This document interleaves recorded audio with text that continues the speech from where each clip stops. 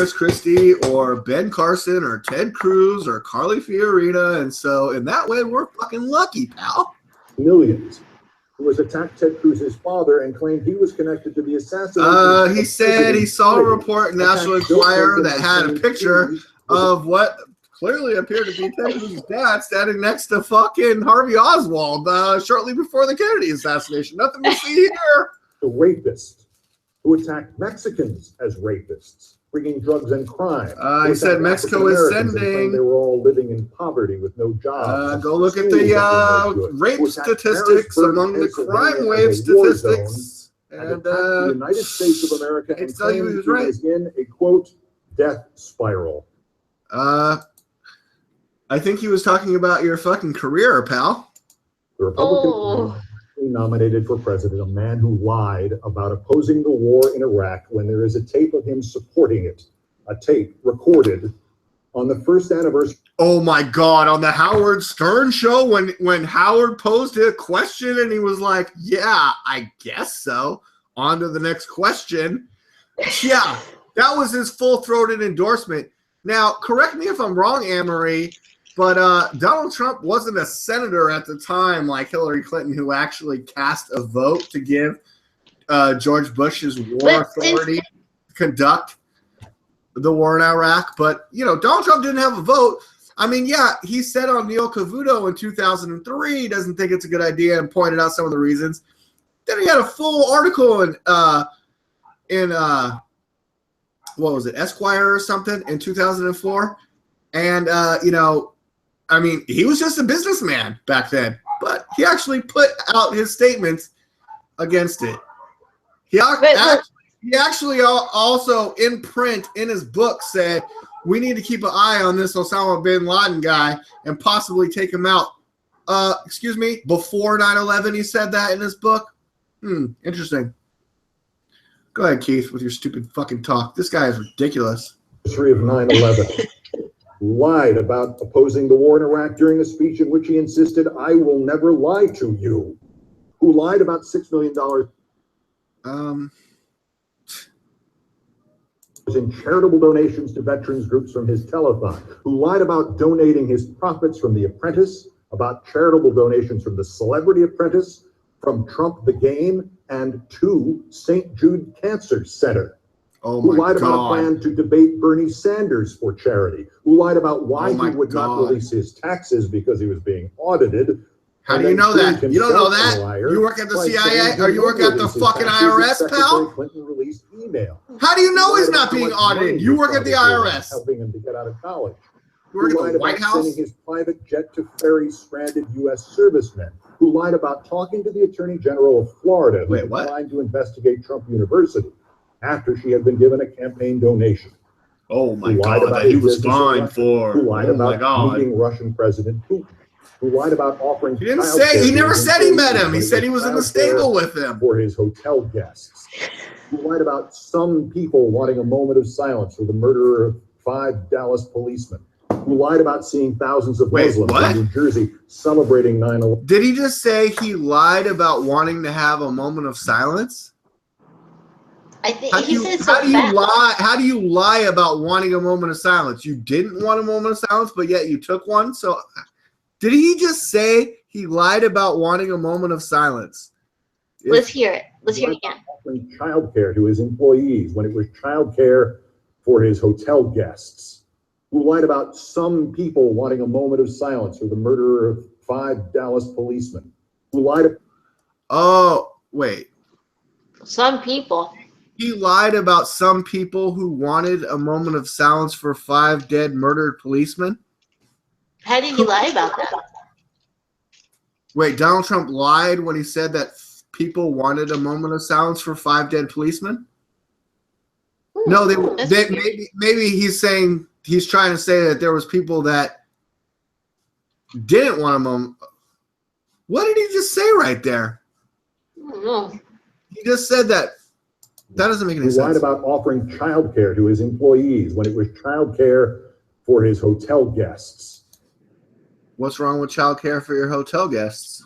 I'm sure the employees got it in their benefits, pal. What are you talking about? Who lied about some people wanting a moment of silence for the murderer of 5 Dallas.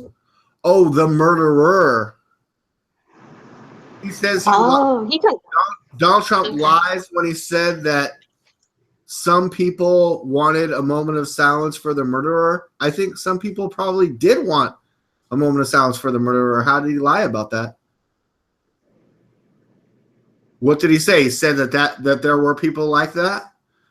Oh, that sounds like oh, there was thousands of people on the rooftops.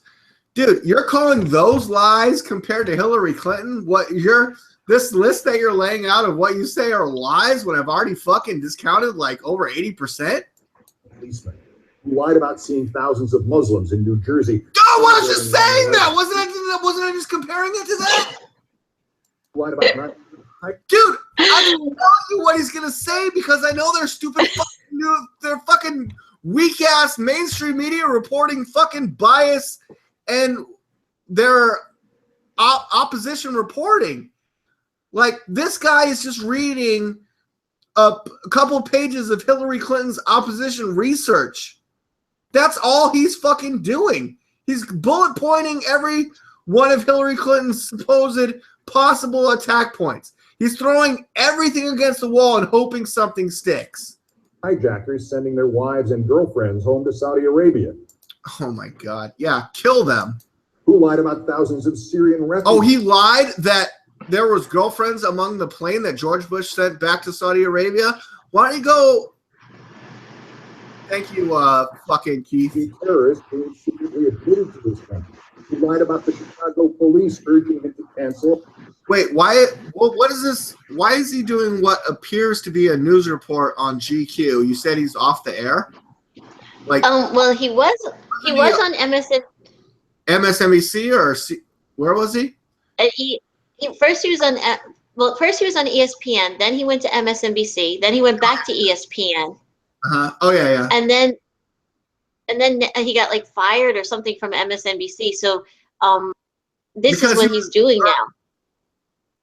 From NBC or well, MS. what did he? So he went from MSNBC to CNN to MSNBC and then he got fired, or he went back? No, not CNN, ESPN. He's a sportscaster. Yeah, I remember he was a sportscaster. Then he started getting all political, and everything he said, I'm like, this guy's fucking reading White House talking points, and now he's reading Hillary Clinton's opposition research. This he went back. He went back to ESPN. After MSNBC, he went back to ESPN. And was a sportscaster. And now he's doing this again. He's back out. Or well, doing politics. I mean, GQ is highlighting him to just do this rant about Donald Trump. Oh, this is a show they're going to do twice a week with him, and this is the first episode. They're going to do this twice a week on GQ.com. And he's going to do 2 shows a week. Okay. I'm on Right Side Broadcasting. Let's see. YouTube. Live now in Canton, Ohio. I don't know where Sam's feed is, but Bud Light Chelada es la única que tiene clamato. Oh, look, you were just talking about that stuff. Beer and clam. Como un amigo que te entiende sin palabras. Oh, now I gotta try that. That's chelada. Bud Light. This is. Holy crap, Annmarie, he's already talking. Where's Sam's live feed? Oh, Sam hasn't texted me. I'm starting broadcast. Wait, right now?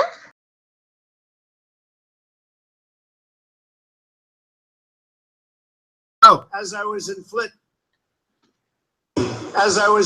and met some incredible people that have really suffered, people that can't wash their dishes, their hands were all blistered and terrible. Oh my God. And I just thought, thank you. Whoever that guy is, he's a nice guy.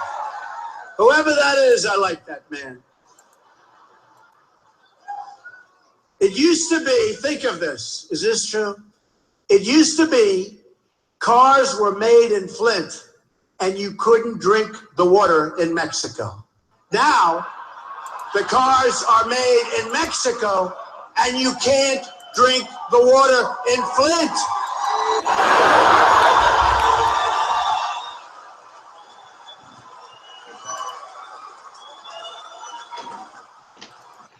Okay. Thank you.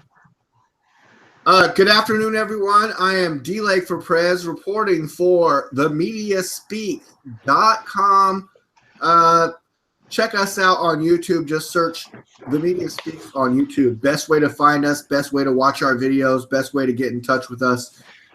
And check it out. Today it's DLAKE for Prez. I'm joined by Annmarie. Donald Trump is live right now in Canton, Ohio. And our co-reporter, Sam I.B. DiGangi, who is usually on the show, is actually in the press pit. He's in the press box. He's there in the back with the press. Donald Trump may point to him and tell him how dishonest and terrible he is. But you know what? Sam is not dishonest and terrible. He's not in the basket of deplorables among the mainstream media. He will swivel his camera. He will turn his camera around. If anything amazing or awesome happens, I'm sure he'll be right on it. Annmarie, we thought there was going to be a whole bunch of build-up, a whole bunch of pre-show, a whole bunch of Rudy Giuliani introducing and stuff, but it's like we clicked over at 4, and Donald Trump is already live. And let's get back to it. I hate to say that, but it's true. It's true. I'm just going to skip forward to the most live stuff. Here we go. Someone just laughed. I hope Sam is getting all this on video. And by the way, I watched Obama yesterday. Why isn't he working? Yeah. He's Why busy isn't he slamming working? Trump Instead of working. campaigning for crooked Hillary. Why? Exactly. Unbelievable. Sam is in the background. There's Sam. Sam is Who's filming. waiting for that big plane that comes in? I just wonder. But this is what our politicians have done to Flint, and this is what our politicians have done to America. But nowhere has the pain been worse than our inner cities. Oh, black people, what do you have to lose? Annmarie, do you see how fast this chat happens on Right Side Broadcasting? Look how fast this chat is going. Try to read some of that. It's so hard. I mean, it's like you can't even watch the show while you're watching the chat because it's like two separate entities. You know what I'm saying? Like, I mean, unless you're a really fast reader, right? Yeah. Then why did Trump say Flint? Does he know he's in Canton, or he just came from Flint? Because he just said Flint. He had just come from Flint before this event. Yeah. Right. Yeah, before this event, he was in Flint at a water factory, so I'm sure that's what he was talking about. Let's go back to a little bit of Trump. Annmarie, I'm going to let a little bit play, but we're going to try to keep it like we're commentating, you know, keep it live. So if anything Trump says that you want to talk about, feel free to chime in. We can't stay the course. We have to do it properly. We can't keep doing it the way it's being done right now by our politicians. They're selling our nation down the tubes. Down the tubes. I'm drinking Stella. I think Ann's got something in that blue cup of hers.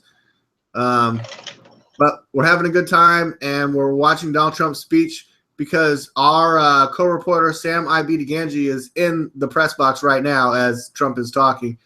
Ideally, he's filming a lot of this and getting the crowd reaction, panning out to the crowd, and really getting a lot of awesome video. What? Who's going to pay for it? Mexico. Yes, I can read what he's saying without hearing it. He just said, who's going to pay for it? Is there any place for the wall, and who is going to pay for the wall? DLAKE, how did you know?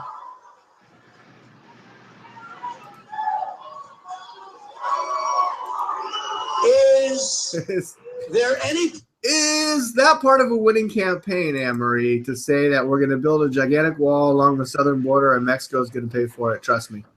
Do you think that is a good idea? Do you think that's a good campaign strategy? It is not ridiculous, Annmarie. It's only 1,000 miles. It's nothing. It's peanuts. Place on earth more fun than a Trump and more rally. safe than a Trump rally. Oh, Annmarie, I watched it all the time. I can tell you everything he's about to say. If you keep voting for the same people, you'll keep getting the same rotten results. I'm willing to campaign anywhere. I'm willing to go anywhere, visit anywhere. Even if some voters openly oppose me in the community, I think that's fine. That's their prerogative. I will listen and I will represent them if and when we win. They will be properly represented.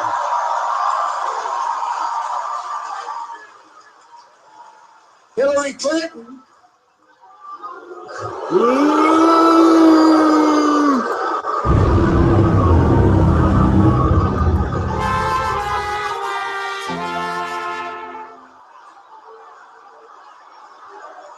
Oh.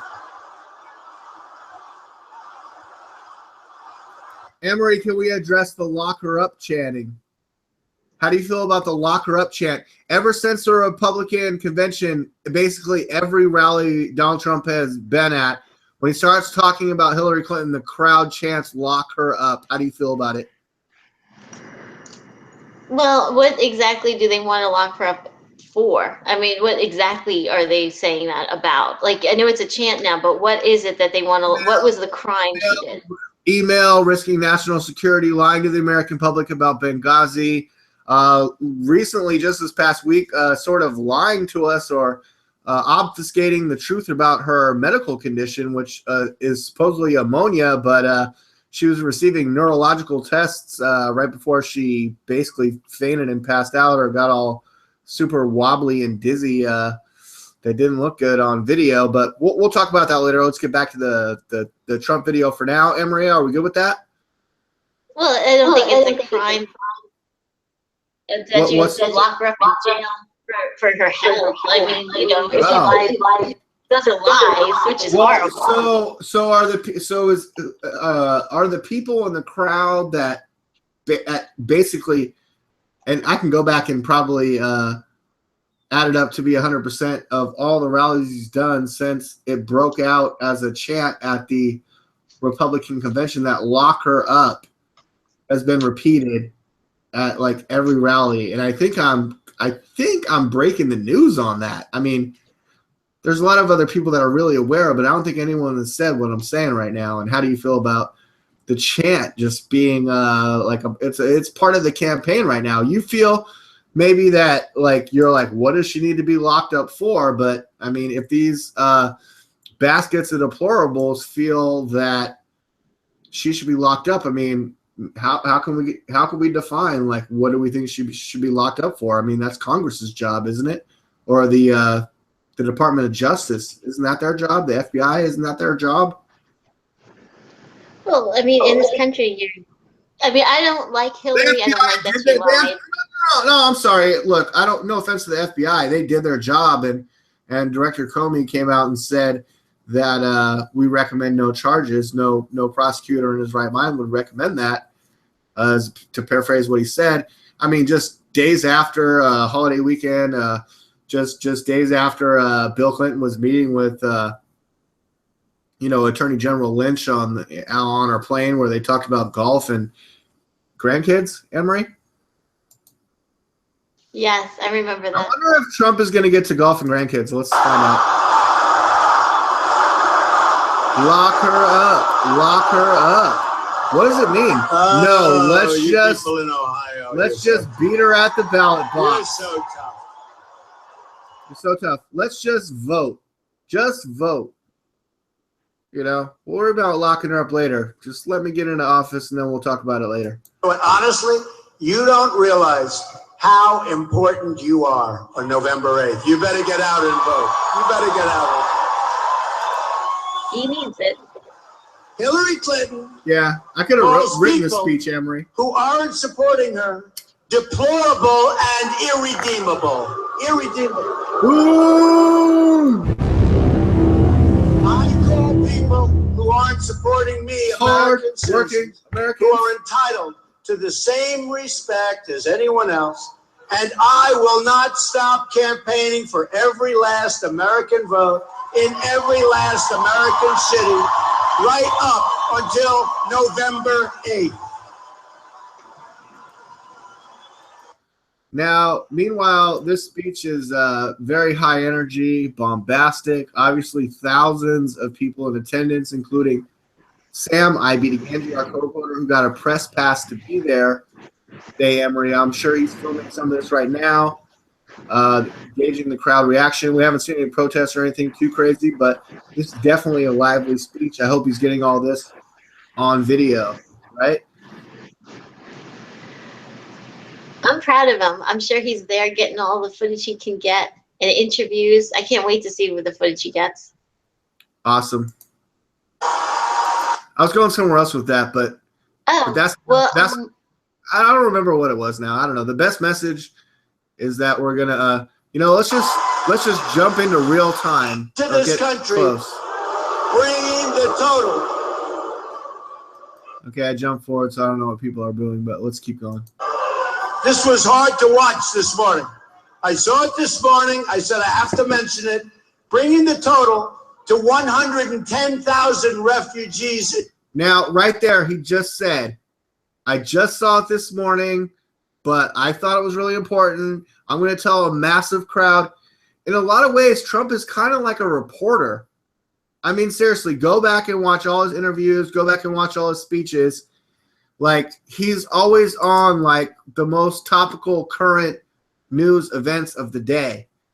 I mean, who's best known for that? Probably Matt Drudge. Go look at Donald Trump / Drudge Report. Like, he's on there.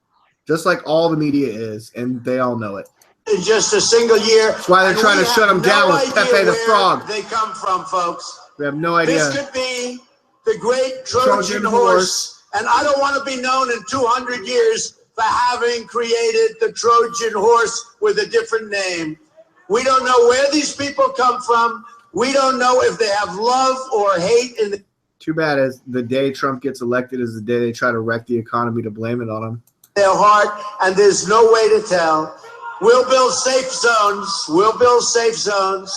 We are, as you know, $20 trillion, double the debt during the Obama years. Double the Gulf states to pay for it. Double, more than double by the time he gets out. $20 trillion. We will have the Gulf states pay for it. We will lead it, but they will pay for it. We'll build safe zones. But we can't let these people come into our country. We have enough problems. We have enough problems.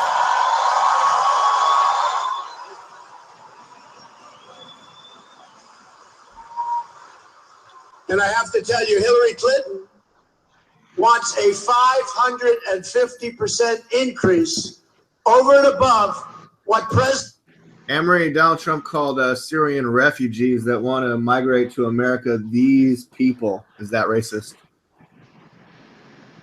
Well, it's not nice. I mean, just a few weeks ago, there was a bombing, over there, like in Aleppo, and children got bombed. I mean, it was like 37 children got bombed.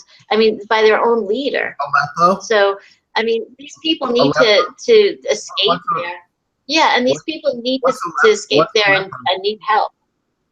What's Aleppo? What's Aleppo, Gary Johnson? Oh, no, got it. I know what you're talking about. President Obama has been bringing in. He's been bringing in thousands, and she wants to increase it by 550%. What is going on? What's going on? Instead of providing free health care and jobs to millions of refugees, we need to rebuild our inner cities and take care of our struggling Americans, and we have plenty of them, believe me. All right. Our support comes from every single part of America and every walk of life. See, Annmarie, we were kind of talking before the show. I'm just going to let it play a little bit forward, but we'll keep it on mute for a minute. Just so that we have the freedom to play this on YouTube, ideally. Annmarie, Sam is there at the show, and can we just talk a little bit about how excited we are for Sam? Yes, we're very excited for Sam. definitely. Right? He is there at the rally. I mean, this show is titled TMS Reporting Live from Trump Rally. I guess people watching right now might be like, you guys are watching it on right side. How are you there live? Well, Sam is there live, and we were trying to have him sort of patch in him being there. I mean, personally, I'm sorry, I didn't think that they were going to get started for like a half hour, and Giuliani was going to warm him up and all this other stuff. But it's like as soon as 4 o'clock came, boom, he was already on stage and just going for it. So I'm sure Sam is having an amazing time. And it was Sam that acquired the necessary press passes. I mean, it was us that have been building up. I mean, with Sam included and some prior individuals that are great people that we built up the Media Speaks to be, at least enough name recognition to get Sam some press passes. And also, I think he talked to maybe some people from another website that helped him along there in some way. And I think he as soon as he got the passes, he's like, I need to get a super amazing camera. Obviously, if I'm going to film this, if I'm going to be there with a press pass, I need to get the best camera I can get. However he got it, he has it. I mean, I saw the picture, and he's in the press box. It looks massive, impressive, unless that's green screen, which I don't think Sam has green screen. Annmarie, I'm just really proud of Sam. I think it's awesome. I mean, we wanted this to be a little bit more of him streaming Trump, but perhaps he's doing it on another channel right now, and we're too busy, watching it that we don't know. Shit. Let me go to my channel, or let us go to the Media Speaks channel and see what's going on there. Maybe Sam is broadcasting this. Not really sure. I hope this show's not fucking up his broadcast in any way. Oh. But we haven't received any calls or messages, have we? So I'm sure he's in the thick of it, right? I mean, Annmarie, if something was going wrong, do you think we'd be hearing about it by now from Sam? When things are going good, you don't have time to tell people. You're just in the middle of it. Oh, Media Speaks is live now. Yeah, but that's us. Maybe we're live in two ways. See, that's what I'm worried about. What if this show is fucking up the actual, like, Sam trying to do a thing? If that were the case, he'd immediately switch to his the correct views just to get it. I mean, we might have to edit his video. Dude, Sam knows what he's doing. Sam is there. That's all we wanted to point out with that. But we're covering today's top news. And Annmarie, what else do we have? I mean, what was on your top burner for news today that we wanted to cover? Okay, let's see. Well, this is a really close race. If you want to relate it to the Trump rally in some way, would be good. I mean, look, every news report has to tie it back to Trump in some way to get ratings. So go ahead. Well, this is a close race between. I'm sorry, I'm getting feedback. But this is a close race between Trump and Hillary, and this is why Trump is in Canton, Ohio, because he really needs to win Ohio's 18 electoral votes to get the 270 electoral votes he needs to win the presidency. And if Hillary wins Ohio, that would really cinch it for her, like a victory. So this is a close race here in Ohio. I mean, it really is. So that's why he's here. Hillary's camp hasn't officially said they are going to come here. But Trump, in order to come here, he had to pay $20,000 up front for the cost of added police and fire personnel and for use of the Canton Memorial Civic Center, where he's at that Trump rally right now. And the reason is because the city is facing $5 million in cuts in its general spending fund. So they don't want to spend any money. And now, according to this, they had a similar policy when Mitt Romney campaigned, but he never reimbursed North Canton for about $10,000 in costs during a 2012 event, which is amazing because Mitt Romney, we know, is incredibly rich. So that's why they asked, Trump to actually pay this up front. Sorry, Mitt Romney is incredibly rich. Did you say? Well, if he couldn't, Did you know he that- couldn't reimburse them the did- $10,000. I mean, did- he was did you- supposed to reimburse them. I'm sorry. Say again. Oh, but Mitt Romney, I mean, can afford to reimburse the city for $10,000. Yeah, but you said Mitt Romney was rich. Did you hear when Donald Trump said that Mitt Romney's not rich and that he has a Gucci store that's worth more than Mitt Romney? And then that turned out to be true.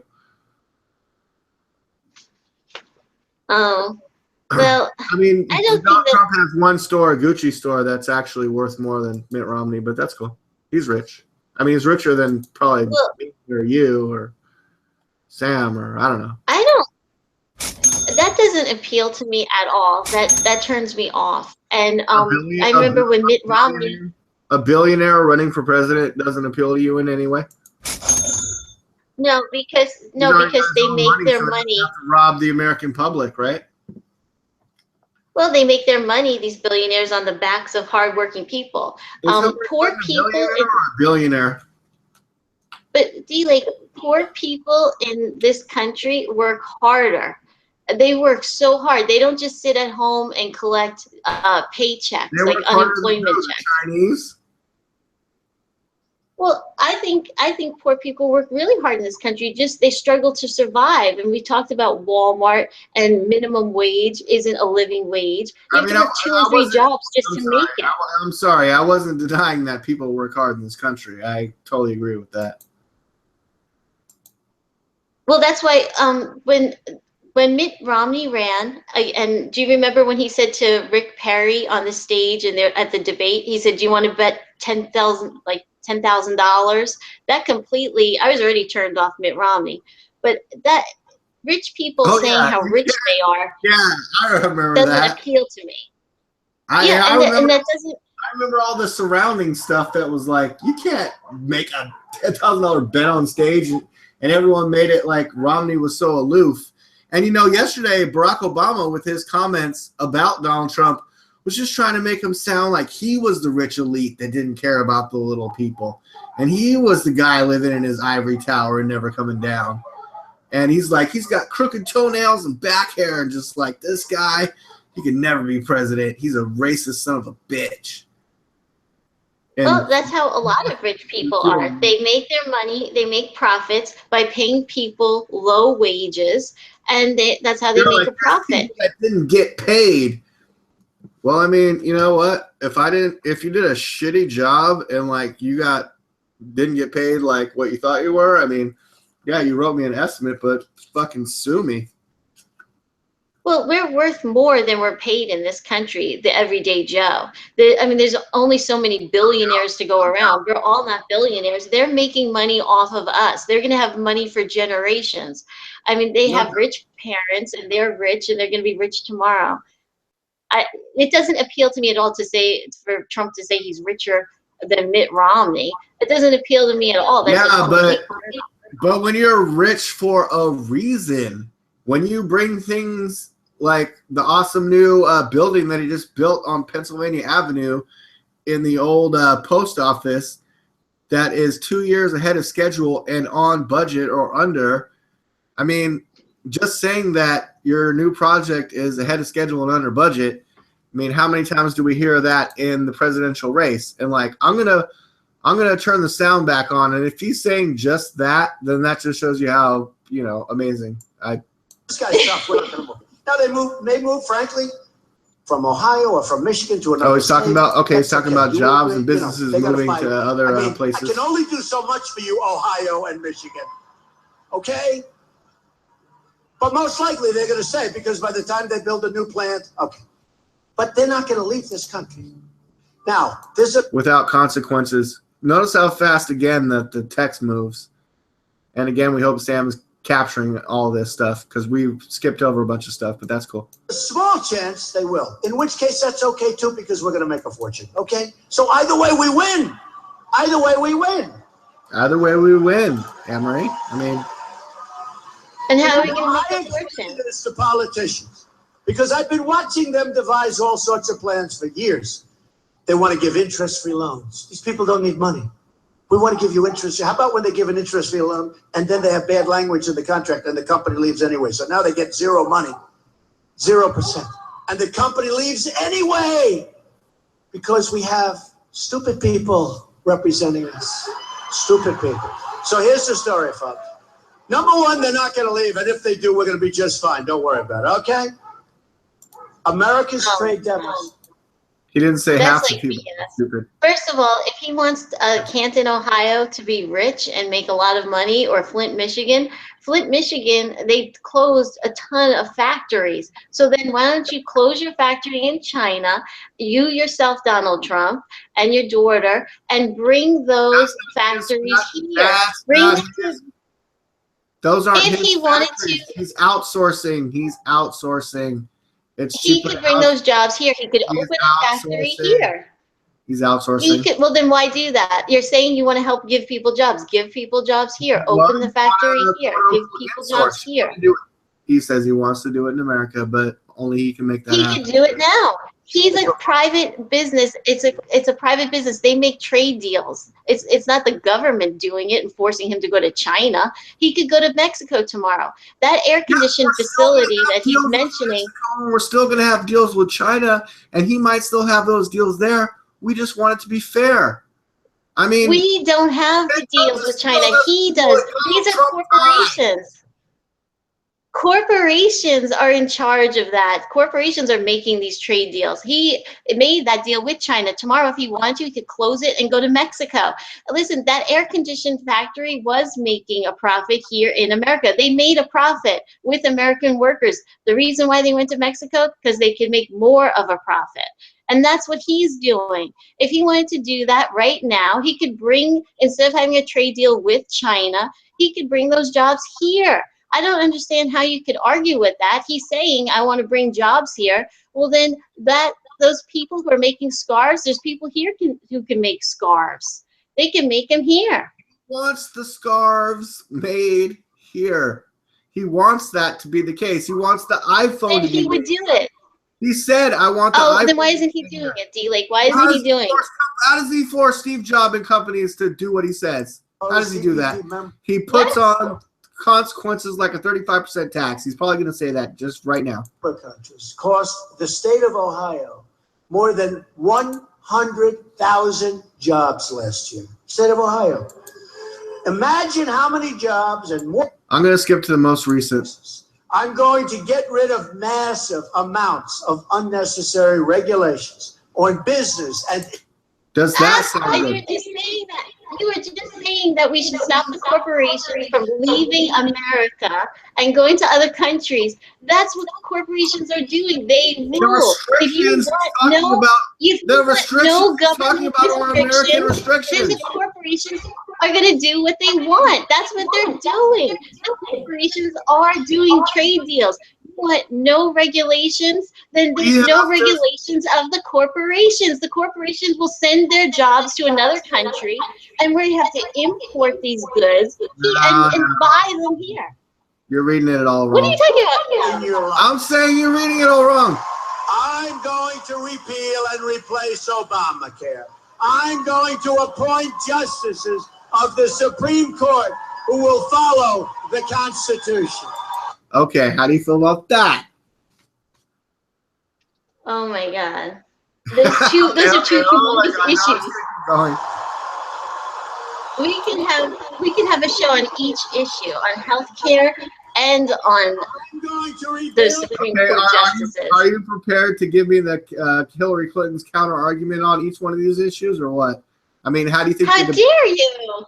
Oh my God! You know I'm not a Hillary supporter. I know you're not. I know you're not. You're a very independent person. But even the independents collectively are leaning towards Trump. I'm sorry. Our depleted military, the greatest. Our nuts. I have control of this hangout in this video that Donald Trump playing, so I'm totally taking advantage of Annmarie right now. I like cut her off every time she starts talking and stuff. I'm going to save your Second Amendment. The National Rifle Association has endorsed it. Oh my gosh. I can't watch this, D-Lake. This How do you is feel about that? horrible. You can't watch it. It's horrible. Sam is right It's there full of filming it. He's so excited. I'm excited for him. To save your Dude, I watch this every day. I've been watching Trump like practically every day for over a year. Want to know why? You've been brainwashed. You're brainwashed. I'm brainwashed? Go ahead. Yeah, well, it's only because he has the strength and the stamina to be on the trail basically every day. Policy, He does have that. even more policy speeches since the start of the general election. The switching with Kellyanne Conway and his campaign management. Bannon is supposedly there, but we never see him. I don't even see him on the news. He's just there in the background. Even Ailes is reportedly there, helping him get ready for the debate. And Laura Ingraham, she's there eating hamburgers with him. Let And me just say this. you might even step in. Does Like- she like hamburgers or cheeseburgers? Laura Ingraham, I'm not sure, but you don't want to listen to any more of this? We're getting close to Make America Great Again. It's the From same holding thing. into our country. It's the same thing every time? Well, where's Hillary Yes, and he never- rallies? Where's all her people? She can't even fill a fucking high school gymnasium with 100 people. I'm not comparing him to Hillary. I hate Hillary. I Well, hate Hillary. you know what, I don't Annmarie, like Donald sorry. Trump either.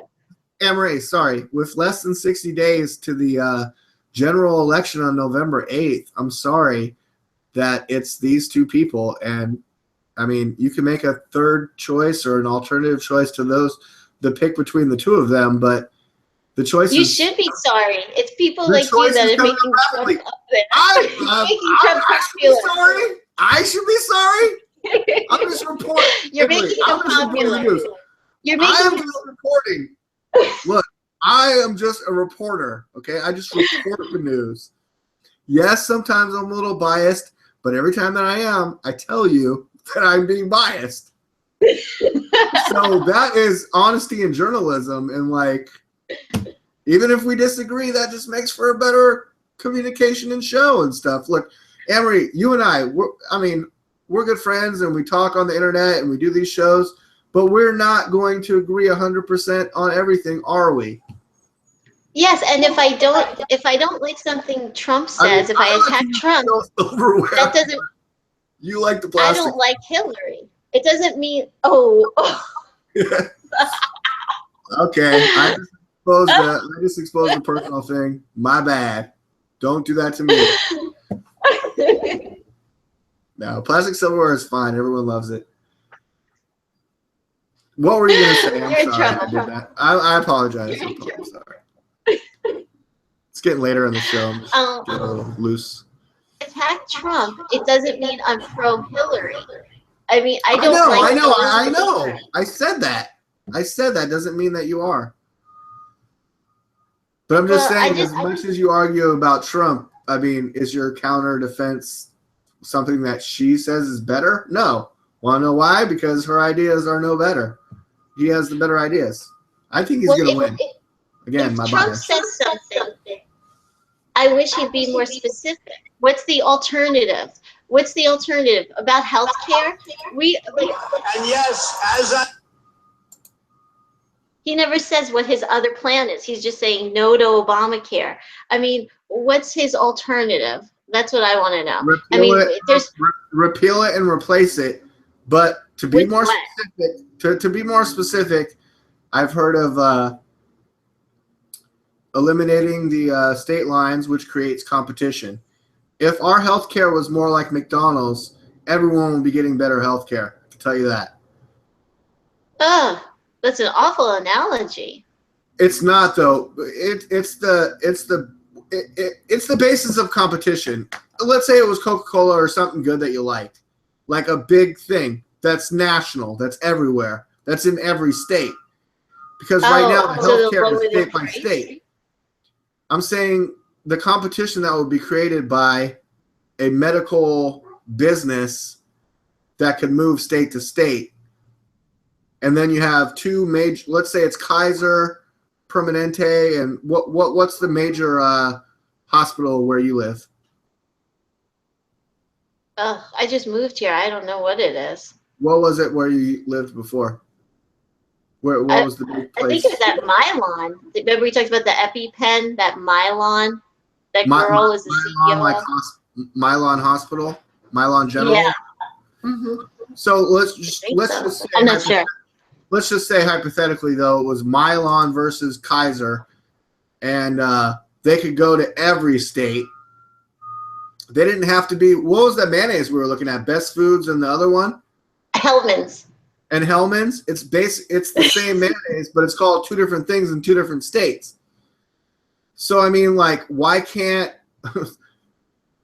The reason I say like McDonald's, because we have McDonald's and Burger King in all 50 states. So why can't we have Kaiser and Mylar or whatever? What's it called? Right. Well, why can't we have those two competing medical health facilities competing across the whole country? Look, I'm saying if you eliminate the state lines, you open up competition to the whole country. So we don't have to play by the Obamacare rules. So that's just one thing. I mean, when it comes to the veterans and the Veterans Administration, he has a whole policy outline. But you know what it is about socialized medicine and nationwide coverage is that every citizen should actually have all the malpractice and all the laws are still on the books. So I mean, you can't. But just think about all it's the structure that needs to be reformed. Well, all the advanced countries have socialized medicine and take care of their people. France, England. I mean, we should also have something here. I'm not talking about the government paying for it in a socialist way. I'm talking about competition being created so that you get the best for the best price. And like when there's business competition, that's what you'll get. I mean, it's like the essence of capitalism. Jeez, I don't know. Oh God, that EpiPen! I actually looked. There's more news about that EpiPen that's coming out. That's the start of it, though. That's the start of it, though. That's one of the starts of it, and also a trigger, because like Martin Shkreli and now the EpiPen people, them like raising the price on their drugs and their EpiPens, that actually creates a competition, because if your shit costs $600 now, then I'm going to want to be the business that puts it out for less than half the price. Well, right? EpiPen. That's part of the competition. Well, this is the thing with EpiPen. Their technology has not changed. You know, they said that increasing the price would change the technology. It has not changed. The problem is that the people who are trying to compete with EpiPen, they can't get that technology. EpiPen has one cap on their shot, and I think there was like another shot that had like 2 caps, but EpiPen really has it down. They have like the rights to that, and no one else can compete with what they have. It's easy to use. I mean, this is a shot you have to give yourself. Even children have to give themselves. It's easy to use. It doesn't explode. The epinephrine doesn't come out of it. Like, you know, they don't have problems with it, and it's easy to use. So, and the other thing with EpiPen, there's laws in states, because children have so many allergies, that usually you would think of a lobby group would go and lobby for that company. There is no lobby group that lobbied for this. This was parents. Parents actually became lobbyists and for the EpiPen. I mean, these parents said, like, I'll give you a couple examples. In Texas, a child died at school because there were so many fire ants that the child got bitten up by these fire ants, and they didn't get the child to the hospital in time. So if the child had an EpiPen, the child would have been saved, you know. So that the parents lobbied. Guardian or something. I mean, the child's not going to carry that around. Yeah, you do. You carry around this. Oh, what did you say? That you carry around the EpiPen, and A little in kid case of an does? emergency. A little kid does, or his parent or guardian? I mean, Yes. Yeah, the little little, kid does. I had. I Yeah, had a, everybody. Like if you. I had a bee sting kit, a bee sting shot kit. Like if I got stung by a beetle, like immediately like inject myself. But it kind of just stayed in the bathroom. I didn't really take it places when I was a kid. I had a bee sting cream. It was like more like a cream that I had. It was like I was allergic. something So like bee gone. I actually went to the hospital because I had an allergic reaction from a bee sting, and that's when they gave me the kit. And they're like, "You're allergic." But then I got stung later on in life, and it didn't really do anything. So I think I like developed an immunity or something. Well, that's like this EpiPen. You would have benefited from this EpiPen. And if you're at school, now there's a law because the parents of this child who got bitten up by the fire ants had an allergic reaction and died. And if there's an EpiPen at the school, then the child would have, their life would have been saved. So the parents lobbied for the school.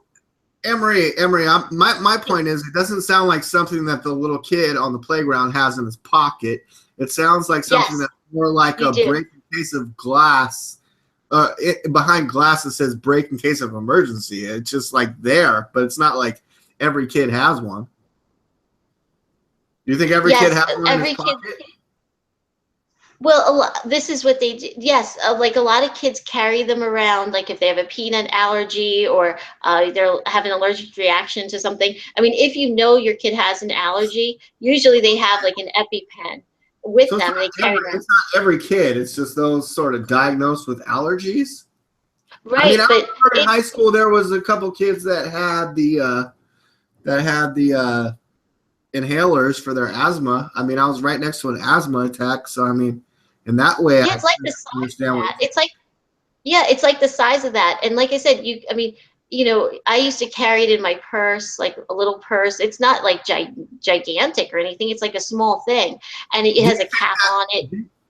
Do you think that that's what that the large black gentleman, I think his name is Todd or something like that, that's with Hillary Clinton, was supporting her as she was going into the van on Sunday at the 9/11 memorial, and has been seen in other videos where he was, you know, calming her down and then shooing off the Secret Service, and like she sort of snapped out of something right there, and he said, "Keep talking," and then she's like, "I'm going to keep talking," and then pictures came out like of them walking through the bright lit hallways in the middle of the day with what looked. Oh, I saw that. And the news said it was a flashlight. Well. God knows. I mean, I know we read. When you said you've carried them around in your purse, did that look like an EpiPen that the guy had in his hand? Oh no! I mean, but this was my point about the EpiPen, real quick, because I know we probably want to move on from this. But the thing is that EpiPen, we know, raised their prices, and my point is that a lot of states now have laws where it's actually a law that each school in the state has an EpiPen. And it's usually not just one EpiPen. It's a multiple amount of EpiPens. That's what I said. Break in case of emergency, the teacher has one just in case, right? I don't have a problem with that. I don't have a problem. No, but the thing is, it's like a monopoly, and EpiPen made a ton of money from this. And they even gave they made the schools sign like a document that you can't like get an EpiPen like. Like a similar, for 12 months, like you can't. That goes to like a monopoly. You got to break up the monopolies, right? Right, but there is nobody. There's people who are trying right now, but there's nobody on the market because EpiPen is so easy to use, and other companies have tried to make an EpiPen, but it wasn't as nice as the EpiPen. The EpiPen is really easy to use. So there really isn't any competition for the EpiPen.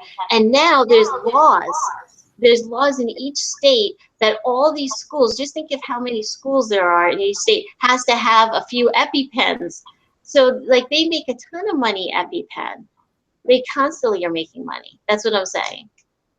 So right. Well, I think what I was saying is that EpiPen shouldn't be the only one providing that medical device of an injection when other companies can probably do it for half the price. And like I was saying, it's all about competition. And I think that's where Trump would go. That would be different than the way that Obamacare is structured now, to like bring it back full circle. But Annmarie, do you remember back on Labor Day when Hillary Clinton had this coughing attack? Yes, and I really have a few questions. I was saying to you, where was Bill and Chelsea if they thought if she was diagnosed I mean, the Friday before? Bill and Chelsea, this isn't 9/11. This is Labor Day, not 9/11. Oh, this is going back. Okay, because I was thinking like 9/11. Bill and Chelsea were there either. Like Bill and Chelsea aren't really there with her, but now that she's holed up at her home in Chappaqua, Bill Clinton has been going to the fundraisers and the speeches and stuff, trying to fill in for her. Bill Clinton. Well, and Obama came out yesterday. Saying, like on 9/11, if she was diagnosed before 9/11, they said she was diagnosed the Friday before with pneumonia. Right. Why wasn't Bill Clinton there to help her? To help her, knowing that she was sick. I mean, she went to fundraisers with him. She went to events with him. He should have been there to help. According to a leaked Colin Powell email that just came out today from DNC Leaks or whatever, or DC Leaks, one of the Colin Powell emails, Colin Powell said that Bill is still dicking down bimbos at the house. He's still dicking down bimbos. Yes, I mean, the Secret Service, like behind the scenes, leaked to the media that like there was that Energizer Bunny, they called her. That was like their name for her. She was supposed to have like blonde hair, big boobs or something.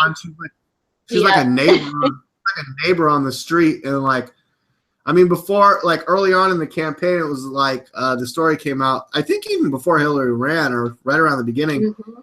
And the Energizer Bunny was a busty blonde neighbor that would always see this, according to some Secret Service leaks, that she would always seem to be there when Hillary was like, out on the trail or like away from the house.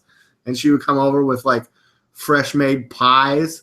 Like, hey, let me get some of that cherry pie. But some of that hair pie. Look. Can we watch some of this coughing fit? Because I want to show you something if you didn't see it originally. Also, two other great. Now, keep in mind, this happened on 9/5/16. So that's what, 9 days ago. So on Monday, she had a massive coughing fit and ended her speech early. Some news reports documented that EMS guys with bulletproof vests were there with a gurney, and she spent 45 minutes in the medical tent or something of that nature. But she wasn't after what we're about to watch. She wasn't diagnosed with pneumonia until Friday. This was on the Monday of that week. But she wasn't diagnosed till Friday. But we didn't hear that she was diagnosed on Friday until after a video went massively viral of her being like going dizzy, wobbly, falling down, and being held up by three people and drugged. Literally, you can watch her feet into the van and carted away. Where then a whole another Hillary story happened where instead of going to the hospital, she goes to her daughter's house, emerges 90 minutes later. The press has been left in the dark the whole time, but they're there waiting for her to emerge. What some people say is her body double. I saw the high-res photos. I think it's probably her, so I'm not 100% convinced. People are saying she looks younger, thinner, this, that, the other. Could be a body double. Not really sure about that one. Anyways, Annmarie, let's watch some of this coughing fit. Members of Congress, Tim Ryan and Joyce Beatty. No. She's right at the beginning. She's just swallowing it back, sniffling it back. And your mayor, holding it back. Thanks to Mayor Jackson, having a hard time there. Tries to let a little bit out, not too dramatic, but it's not going to help. A sniffle. And I hope the voice really hoarse and strained. Now, according to reports, this is because of a pollen attack. When just like on 9/11, when she overheated, the temperatures were like high 70s, low 80s, like, and very breezy. I mean, you can even go watch the Fox Report guy and see the trees and his hair sort of being windblown. Also at that video was what Annmarie and I talked about earlier about the hand test, which is a neurological test, but we'll talk about that after this video. I hope that Ohio will send Ted Strickland to the Senate. Okay, so Sam is at the event in Canton, Ohio. This event was in Cleveland, Ohio, last Monday, Labor Day Monday. Holding it back. Now, behind me, Tim Kaine doing fucking absolutely nothing. some of the great labor leaders. Yeah. What about that Tim Kaine doing nothing, Annmarie? I know he's like chewing gum in the background. He should get up, let her like come up to the podium, diffuse the situation, deflect, say a funny joke or say something like this is at the beginning. He let her keep going. What an a-hole.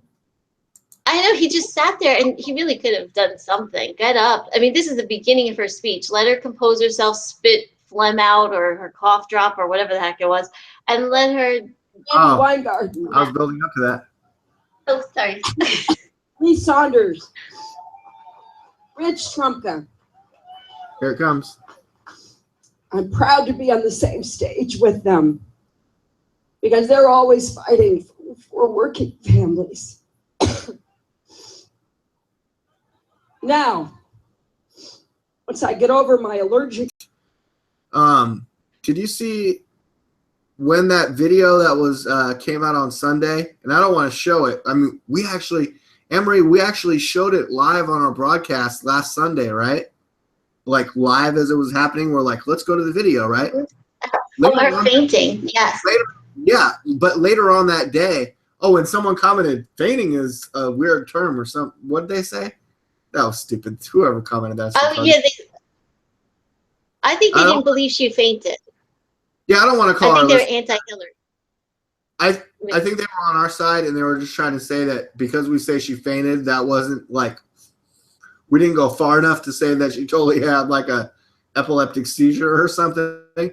But you know, we're not doctors, but just from what we were watching, she passed out, blacked out, or fainted, right? So right, she would have hit the pavement. To what we saw, we thought that, right? She didn't trip and fall. She over something. She like passed out. She like went unconscious for a minute. Like she. Okay. Annmarie, but when you slow that video down and you're watching it, when she's first like wobbling and coming off the, like lifting her like backside, like sort of off the stump, she's like getting ready to start trying to walk. Apparently in slow motion, like some sort of silver metal object like falls out from like the backside of her suit onto the ground, and we didn't see anybody pick it up. And like, what was that? A medical device? This iPhone? Her keys? Microphone pack. It looks square like a phone or something. I mean, maybe that's how we can. Maybe that's how we can explain how she lost 13 different Blackberries, because every time she was all like, one fell out. Or a microphone pack. A mic pack. Like that. You know, she got supposedly like pictures tried to reveal that during that first forum that she was wearing like an ear pearl, like a little ear microphone pearl in her ear, because she had her hair pulled back. But in all disclosure or honesty or whatever, I think I've watched a couple reports, but it was more like an interview. In an interview, I think I've actually seen Donald Trump have one of those. I mean, people could go back and try to find that or look it up for themselves, but I think I've seen him wearing one of those too. But without being too conspiratorial, what I think it is, I don't think it's someone saying, answer this next, do this, stand up, say this. I don't think it's that. I think it's just kind of latent. And if there's an emergency, like the Secret Service is like, get down, I think that comes through. You know what I'm saying? Yeah, I saw that, and some people said it was I think her camp said it was a reflection. But I wonder, what about hearing aids? I mean, Donald Trump is older, and Hillary's older. Do hearing aids come that small nowadays? I wonder if that's like a. Will hearing aids come out in any way in the debate? Why don't you ask Rand Paul? I mean, isn't that his like specialty? Rand Paul? Well, I don't consider him a real doctor. Ron Paul is an eye doctor, but I think Rand Paul is like ear doctor.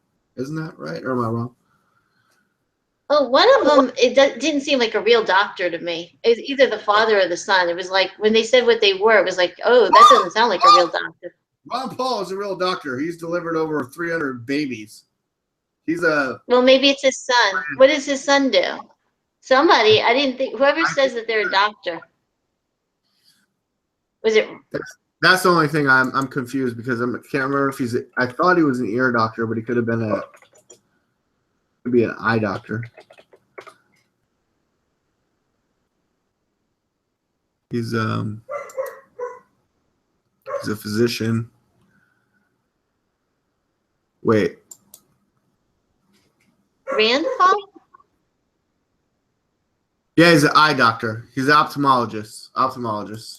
He's an eye doctor. Who is? Rand Paul. But Dr. Ron Paul, his dad. Dr. Ron Paul, his dad delivered babies. Like, well, maybe it's Rand. 3,000 babies. But an eye doctor, you have to actually go to medical. How many babies did Ron Paul deliver? Yeah, but did Rand Paul actually go to medical school? I don't remember. He went to fucking medical school. Did you know that Donald Trump donated money to Rand Paul's ornithoptical philanthropy? Like the foundation, his eye foundation? Like, Trump donated that to, like, help people in foreign countries be able to see. Oh, well, there's a headline that in New York they want to investigate Donald Trump's foundation. Let me see. Oh, he went to Duke University. Why don't you start with the Clinton Foundation, and let's just start from there. Oh, well, I don't trust the Clinton Foundation. So you have to turn around and question the Trump Foundation now. But it's not like it's a competition. I don't like either of them. If I see something bad about Trump. Annmarie, when they're the two top candidates in the presidential race, we have to compare them. But I say bad things about both of them. Okay, Ron Paul, shown in the screenshot taken from his website, has delivered more than 4,000 babies in the Texas district. Indeed, Donald Paul said Ron Paul first set up his shop in 1968. He was the only obstetrician in town. He's delivered over 4,000 babies, Dr. Ron Paul. But you know what? I love Ron Paul, but he's just getting really old and really bitter. And this whole campaign, he's just been a curmudgeon.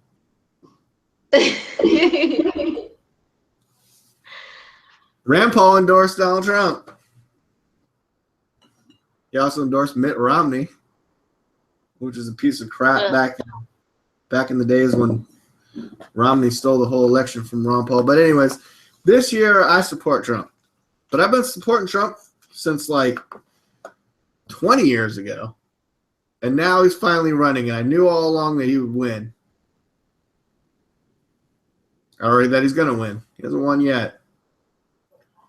But his opponent is faltering really bad the past week and a half, going on 2 weeks.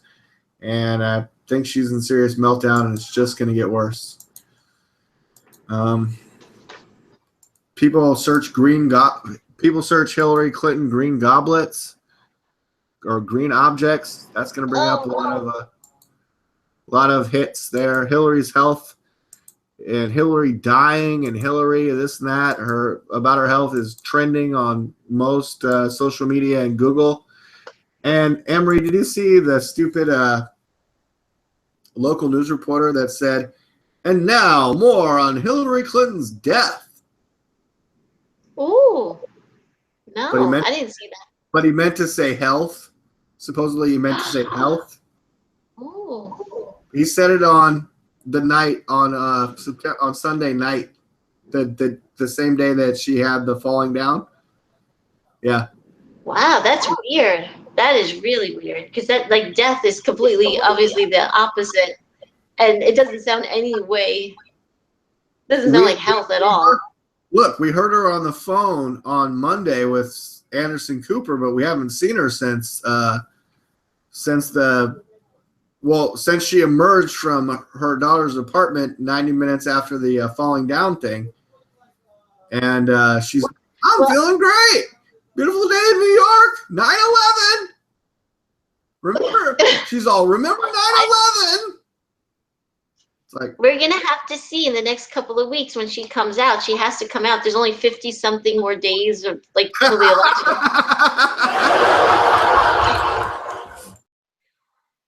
We're going to have to see how her health is because pneumonia is curable. So if she starts coughing again, she's run out of excuses. Okay, Annmarie, just a hypothetical conversation here. Do you think that she's going to be fit and make the next or the first debate on the 26th? So it's coming up in 6 days, less than a week. The very first debate. I guess what would that be like next? Well, 6 days next week, next Tuesday, really? Or Monday? It's coming up quick, right? Well, when she was doing when they did that Matt Lauer. Going to be fit and ready, in your opinion? Well, let me figure this out. Let's see. I mean, when she did the Matt Lauer, whatever that was, interview kind of. It was a town. It was a town forum. Yeah, she didn't cough. I mean, she didn't cough at like whatever they gave her beforehand worked. She kept standing up too. She kept kind of sitting down and standing back up. She was doing trying to do a lot of standing. Donald Trump sat down the whole time. Does that mean he's unhealthy? Well, I heard behind the scenes Chris Christie used to be like his gopher and go back and forth to McDonald's and get him cheeseburgers. That probably helped keep it. Yeah, he's like, I'll buy if you fly, and Chris Christie's like, sweet. He gives him like $100 bill.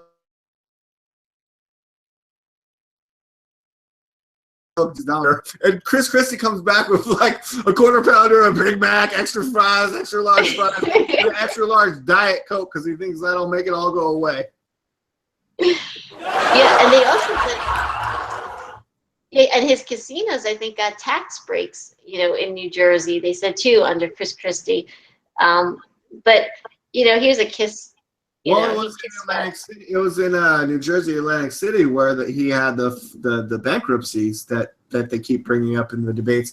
Dude, when you have over 500 companies or entities, corporations in this, and companies and stores, and you have 4 bankruptcies. I mean, that's kind of baby talk compared. 4 to 500 is sounds like baby talk to me. I don't know what you think.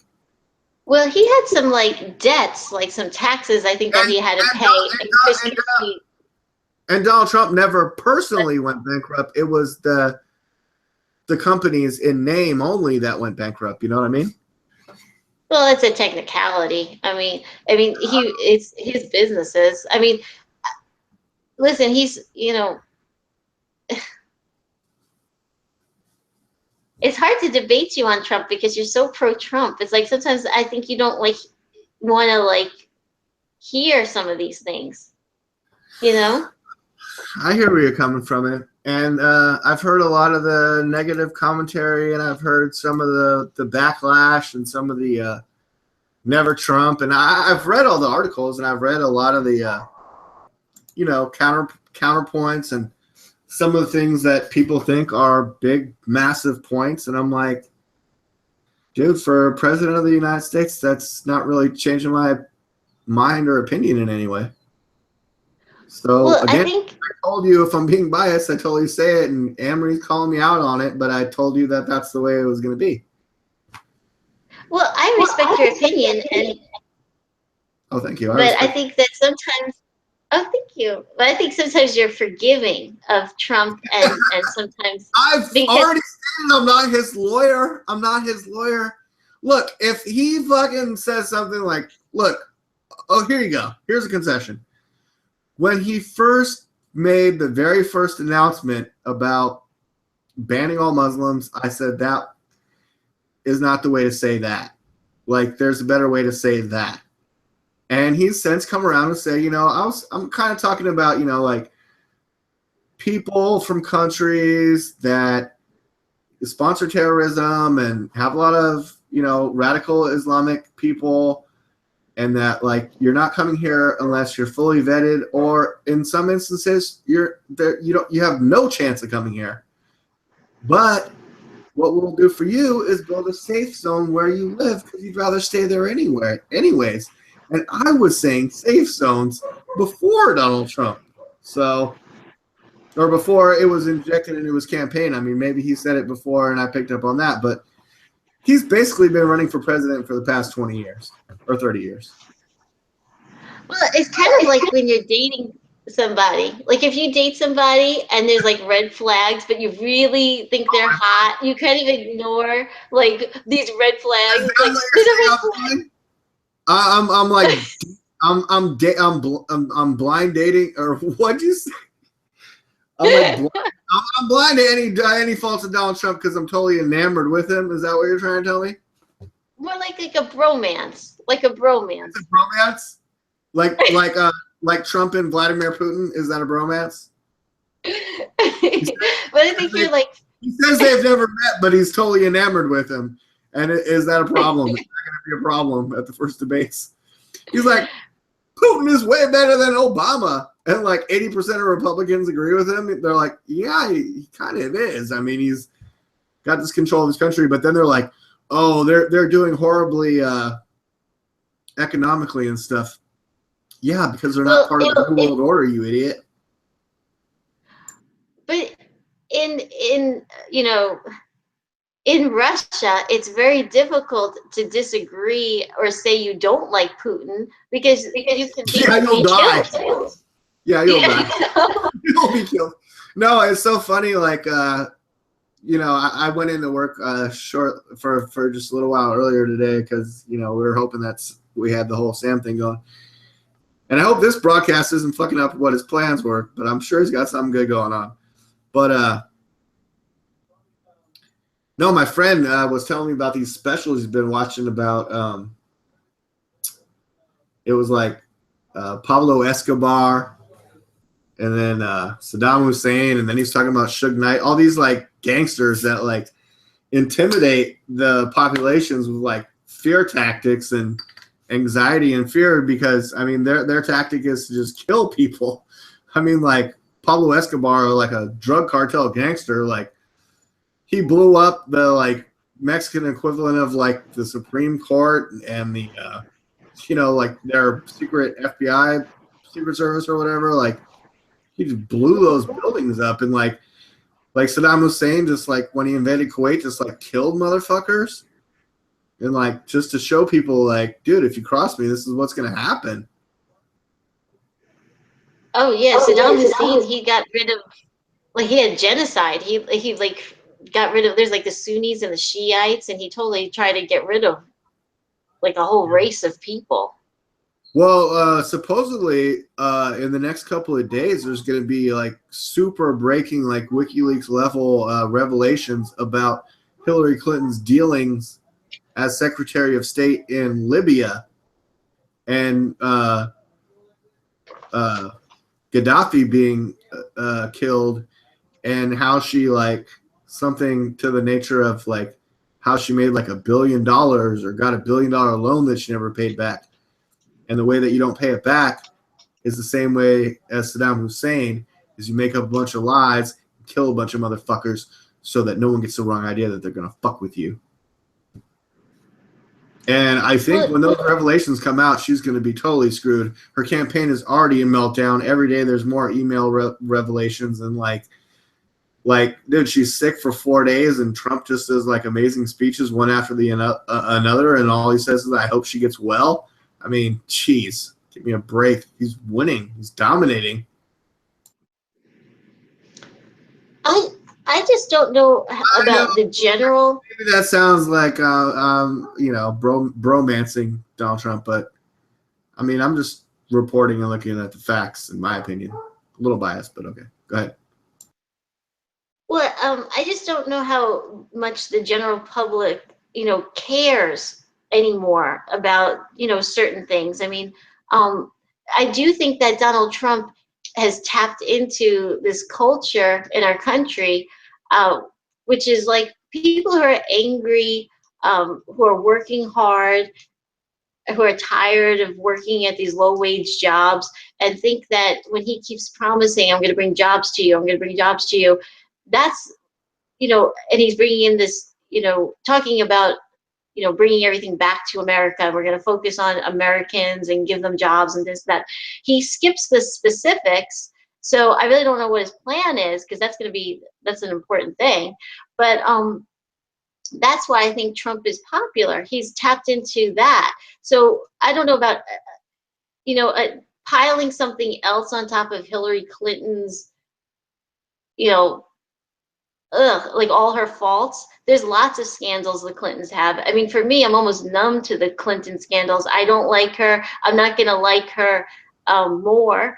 I don't like her at all. I'm not going to probably hate her more, you know, with any revelation. I'm not a supporter. So I don't think it's really going to affect the Trump supporters. I think the people that like Hillary are still probably going to like Hillary, and they don't like Trump. And it looks like the people who like Trump aren't going to switch over to Hillary. They're you know, they're two like opposite as of this following of, like, you know, because of like people are fed up in this country and want jobs, and he's promising these things. The only reason why I have a problem with Trump is he will say anything to stay in the headlines and to stay in the news, and he does. That's how you win, Annmarie. That's how you win. Look, do you think that Hillary Clinton or Donald Trump will say any, like, people that are undecided? Do you think, or like you were saying, do you think that there will be any revelations that make you like or hate Hillary more or less? I mean, because like I was just saying, supposedly there's these Libya revelations coming out very soon, like right around the bend. Like, it was only alluded to, but it sounds monstrous and disastrous. But I know oftentimes leaks do sound that way. And then when they come out, you know, it depends what catches fire, what sticks. Do you think that there's going to be any sticking with Hillary Clinton claiming that Pepe the Frog and white supremacists, an explainer, where on Hillary Clinton's official website, she says that Pepe the Frog, the meaning of a cartoon frog, is white supremacist and racist, because a couple people, independently of, you know, the meme itself or the creator, you know, maybe one time put swastikas on him or put Donald Trump's yellow hair on him. And Pepe the Frog is an internet meme originated from a comic drawing by Matt Furey. Its popularity steadily grew across MySpace, Gaia Online, and 4chan in 2008, becoming one of the most popular memes used on Tumblr in 2015. Now we're in 2016, and apparently the meme of Pepe the Frog, since the creator first drew it, has now become synonymous with white supremacy and racism, according to Hillary Clinton. And a lot of people, the best explanation was from a friend of mine on Facebook. I don't want to take the time to go find it, but essentially Hillary Clinton got trolled, and she's falling into an internet troll trap.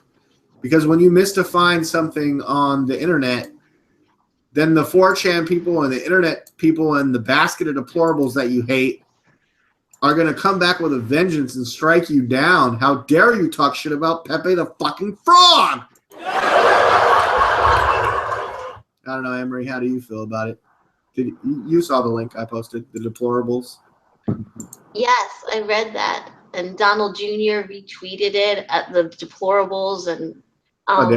and that didn't he retweet that, Donald Jr. or something? Yeah, and I saw an Or he interview. tweeted it out. I saw an interview with sorry, I was trying to look something up. I saw an interview with Roger Stone, and he made it sound like he was the one that like put it out. Like he was the one that that actually made the graphic, but he's featured in the graphic. Oh, Annmarie, I'm on HillaryClinton.com, and there's a pop-up. Donald Trump is temperamentally unfit for the presidency. Should I click I agree? Nah. No. Oh, a gigantic black and white ominous close-up of Donald Trump's eyes is the header graphic there. I'm looking into your soul. I'm Donald Trump. I'm like the devil. Okay, the Deplorables. Yeah, there's the graphic. So there's, you know, this is obviously based on the Expendables. So there with Sylvester Stallone's forearms is Donald Trump, Mike Pence, Eric Trump, Chris Christie, Dr. Ben Carson. Oh, the black guy's got a crazy face. How racist. There's Roger Stone. I mean, Chris Christie's face is no less crazy. And they try to make him look thinner. So what's up with that? There's Michael. There's Rudy Giuliani, Donald Jr., Alex Jones from InfoWars, and Milo Yiannopoulos from Breitbart. There with the big buck knife, that sort of thing. But right behind Donald Trump is this pesky Pepe, the frog with the Donald Trump hair, an internet meme since 2008 or even before. But now Hillary says it's racist. Roger Stone, so proud to be part of the Deplorables. This raised some important questions. Why is there a frog standing directly behind Trump? That's Pepe. He's a symbol associated with white supremacy. He's a symbol associated with white supremacy? Let's click on his Wikipedia and see if we can't find white supremacy. Control find. White suprem. Oh. Donald Trump, Pepe the Frog, and white supremacist, an explainer. That's a new link to Hillary Clinton's post. Let's view history. If you view the history on Wikipedia, you'll find, oh, that was recently added. Oh, really?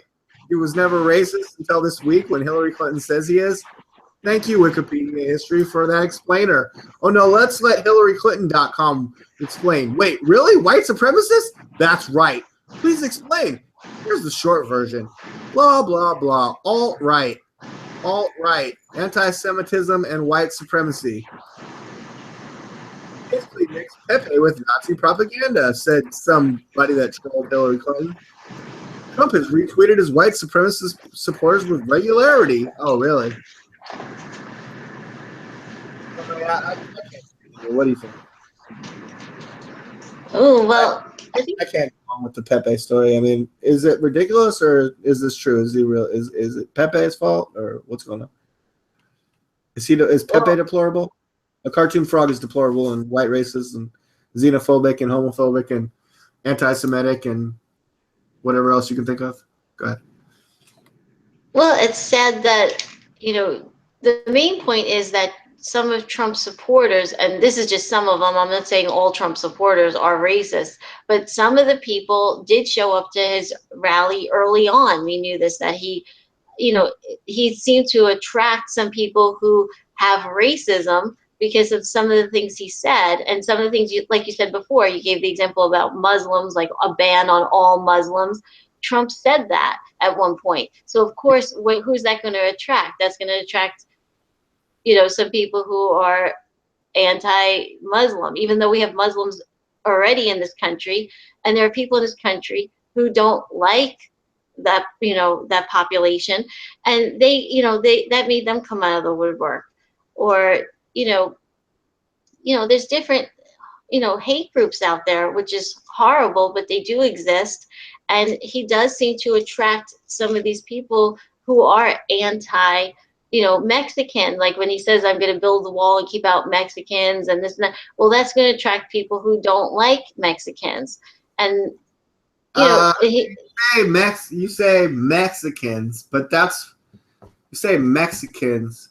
The wall. He said he's going to build a wall to keep them out because they were racists or drug dealers, and then he said he's not keeping out quote unquote Mexicans. He's keeping out quote unquote illegal aliens. He's keeping out people that try to cross over and come into the country illegally, hence making them illegal. Some are Mexican, some are Central American, some actually could be from fucking Syria or America. I mean, he called that judge in California. He called the judge in California who he called Mexican. That man was American. That man is American because he's a descendant of Mexican people. He's Mexican American. He's American. He's an American, just like some Muslims live here and they're Americans. I mean, and he's a member of La Raza as well, and other. No, I told you. I looked that up, and he was part of a. That's not what it was. That got twisted. Lawyers for that. Yeah, he's part of it. No, it was just a Latina group of. I mean, not Latina. It was like a group of Mexican. I looked it up before. We talked about another show. It was like it wasn't what they said. I looked it up too, Annmarie, and what I read, my thoughts were that the judge could have some bias. For Trump to say it's because of his Mexican heritage, I thought was wrong. So I concede another point of where Donald Trump said the wrong thing last year.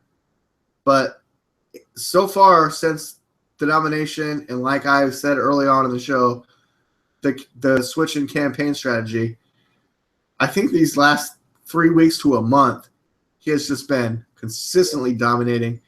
He's starting to pull ahead in a lot of polls. Hillary Clinton is frail, fragile, doesn't have the strength or the stamina. And in regards to Trump saying she doesn't have the stamina, keep in mind he was saying that, even before he said anything about a Mexican judge in San Diego, where I live. Okay? He was saying it before that. He was saying she doesn't have the strength or stamina last year, a long time ago. Okay? Because it was obvious and evident to everyone, including Colin Powell and his best friends and mega donors for the Democrat Party. Said she couldn't walk up 2 stairs to the podium. Secret Service is revealing that she's been falling down a lot. Bill Clinton said it's happened frequently, then said I meant rarely, and then the broadcast cut out the part where he said frequently. Well, that's it. Colin Powell, his emails got hacked, and they even released another email. It was like August 21st. And he said that the whole birther movement was racist. And he said that's what the 99% believe. When Trump couldn't keep that up, he said he also wanted to see if the certificate noted that he was a Muslim. So Colin Powell believes that that was a racist statement and the reason why it was racist when Trump, and this is before Trump was ever a candidate, that was racist that he started that whole birther movement with the birth certificate. Because why? Because it's a black president, because it's a man who's black who's running for president. We have to get a birth certificate and find out he's American. And again, it was like because his senatorial press releases before he became the president, his bio said he was born in Kenya. He ran for senator as a Kenyan-born American. What, on Wikipedia? I mean, that thing could be changed. No, on the actual book press releases, it's out there. It was said he was Kenyan-born. What book? The book he wrote? Well, I've never heard that before. Did he write? I mean, I know he wrote a book, and he talked about his dad being from Kenya, but he said that he was born in Hawaii and his grandma raised him in Hawaii, I thought, in the book. I mean, you're saying in that book he wrote? I don't think Barack Obama Sr. is his real father either, but I mean, now we're just going down rabbit holes if you want to. But it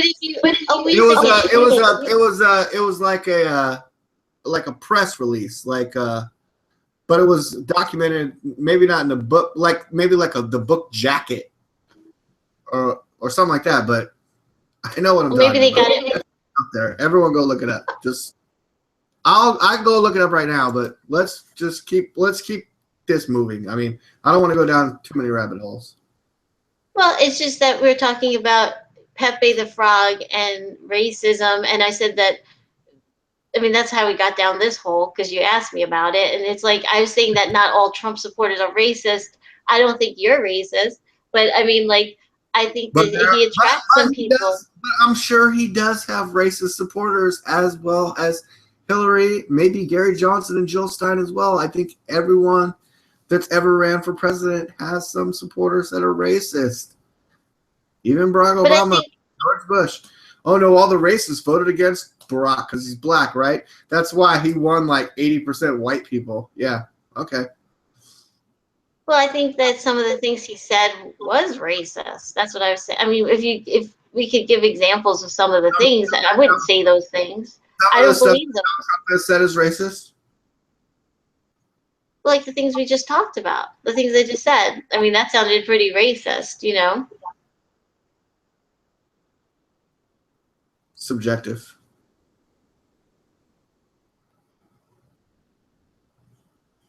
I don't think it's subjective. It's open to interpretation. You're defending him again. It's open to interpretation, Annmarie. I mean, I do feel like a lawyer with about him. Like when, look, I mean, he's bad for you, DLAKE. He's all wrong for you.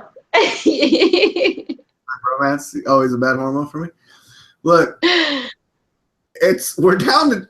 I knew Trump would win the Republican convention, and he did. And now we're down to Trump versus Clinton, the Republican versus the Democrat. You can throw in Gary Johnson, you can throw in Jill Stein, you can throw in the Supreme. What's his name? You can throw in Vermin Supreme. You can throw in DLAKE for Prez. You can throw us all in the mix.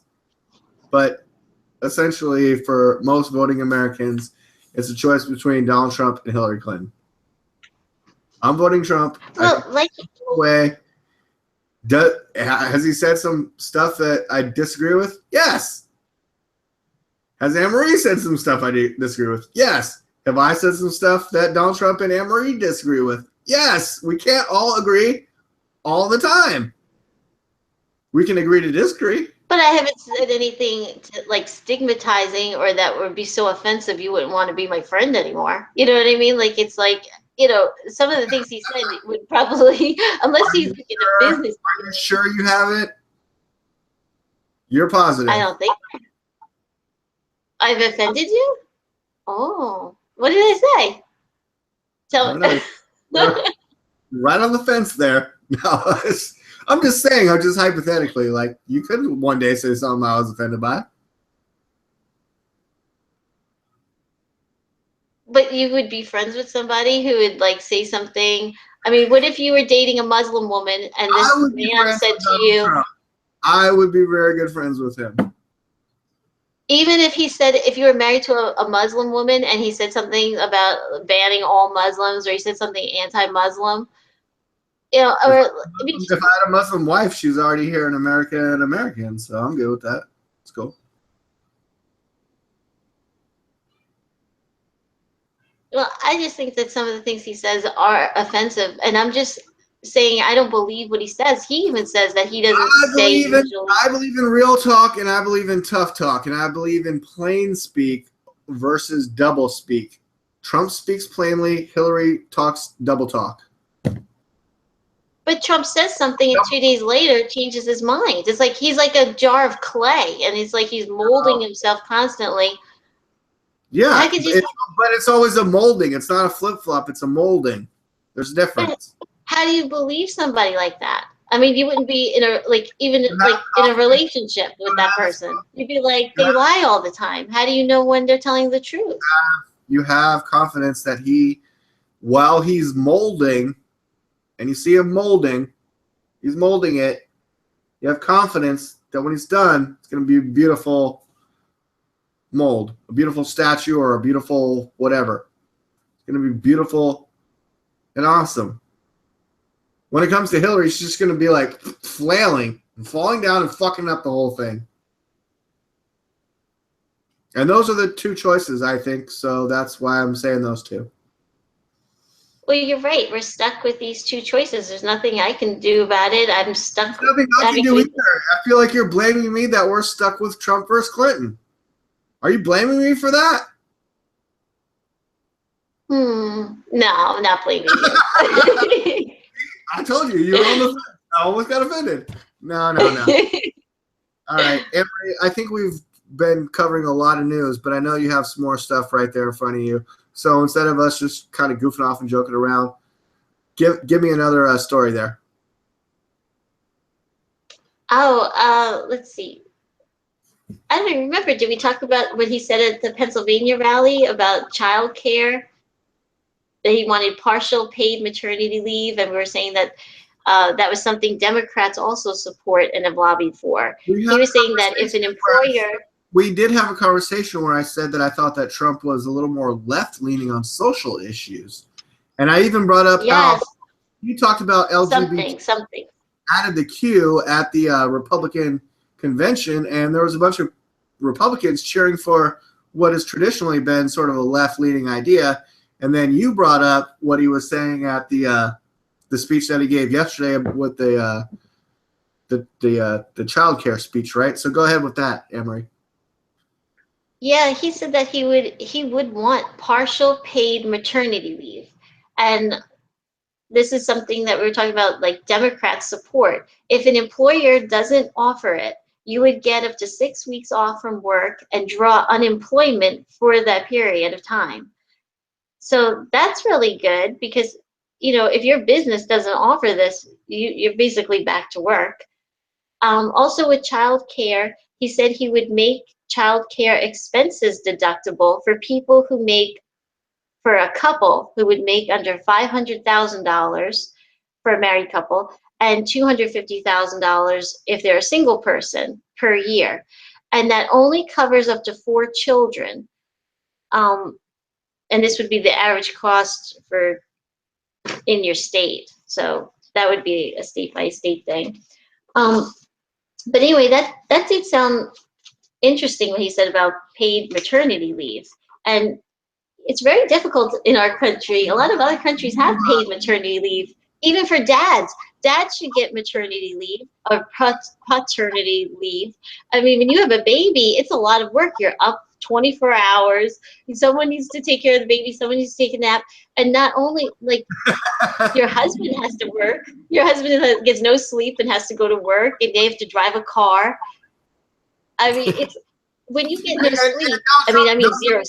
Donald Trump said in his speech that he had some plan, or I can't remember the whole thing now, but he was like, "We can cut down on your commute to work by 30 minutes." He's like, "That's a lot."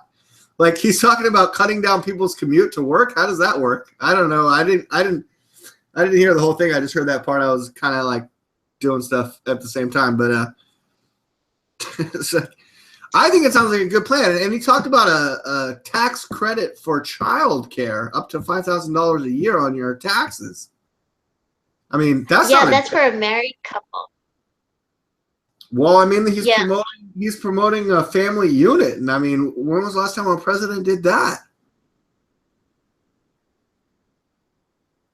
Well, the Democrats have been fighting for maternity leave, and I mean, that's a social issue. That they want it for single women on welfare, because that's how they want their women. The damn Democrats, they want everyone on welfare, so that they're the masters and we're their slaves. Oh, DLAKE, no, that's awful. That's not true. I mean, there's lots of working women out there who are not on welfare that want maternity leave. They're working. What's maternity leave? No, they want you hanging from a tree. Burn what, DLAKE? Stop. No, maternity leave. No. Maternity leave is for people who are working and want to have time off work. So they're working hard. Oh my goodness, DLAKE, don't say stuff like that. They want you working harder and making less money. That's what they really want. No. Yeah, they want the Walmart bosses to make all the money, And they want you to work at Walmart and still be on welfare. That's their plan. They're the ones for the corporations. D-Lake, this is what Trump wants too. Trump said he wants maternity. I'm just, Walmart giving maternity. I'm not making stuff up, but I am messing with Annmarie here. Oh, okay. Okay. Now we're going a little bit long, but okay. Continue where you're going with that. It's totally ridiculous, but go ahead. Well, that's what Trump said he wants. You're saying that's ridiculous? He wants to force like some employers who are not giving women maternity leave. He's saying, I want you to give them maternity leave because they're working hard. I want them to do that too. Yeah, so I mean, like So we're on the same. Look, we both want good education. We both want kids to be raised right. We both want, like maybe a tax credit on all the money we spend on childcare, right? And I mean, we're in agreement on a lot of this stuff, right? I was just kind of goofing around. Are we in agreement on Trump's childcare policy, or what do you think? well, yeah, I mean, my goodness, we definitely need maternity and paternity leave. You said you're a little more left-leaning, and then we started talking about this because you said it was a little more left-leaning, a little more to your favor, or kind of like what you would agreed with more. So did you think that Trump gave a good policy speech on childcare? Well, I do think you make a great point that Trump does have some social issues that are left-leaning, shockingly enough. Like he even said he wanted to raise the minimum wage. He wants to make the Republican Party called a workers' party. That's what he did that. He said that a few months ago. I don't know if he changed his mind since then. And this child care, he just said this in a speech, just yesterday. So, I mean, it sounded like he has a plan here. Usually I say he doesn't get specific. He actually got specific. And there are corporations and companies like Walmart who don't do these things. They don't, because the corporations rule and the government, this would be a regulation. I mean, but he actually was saying, I want this. I want, to tell these people, you have to do this. You have to give women, the ones that don't do this right now, and he should say for men also, to have a paid leave. I mean, they should be paid. And this is actually a form of unemployment. They would draw unemployment for 6 weeks.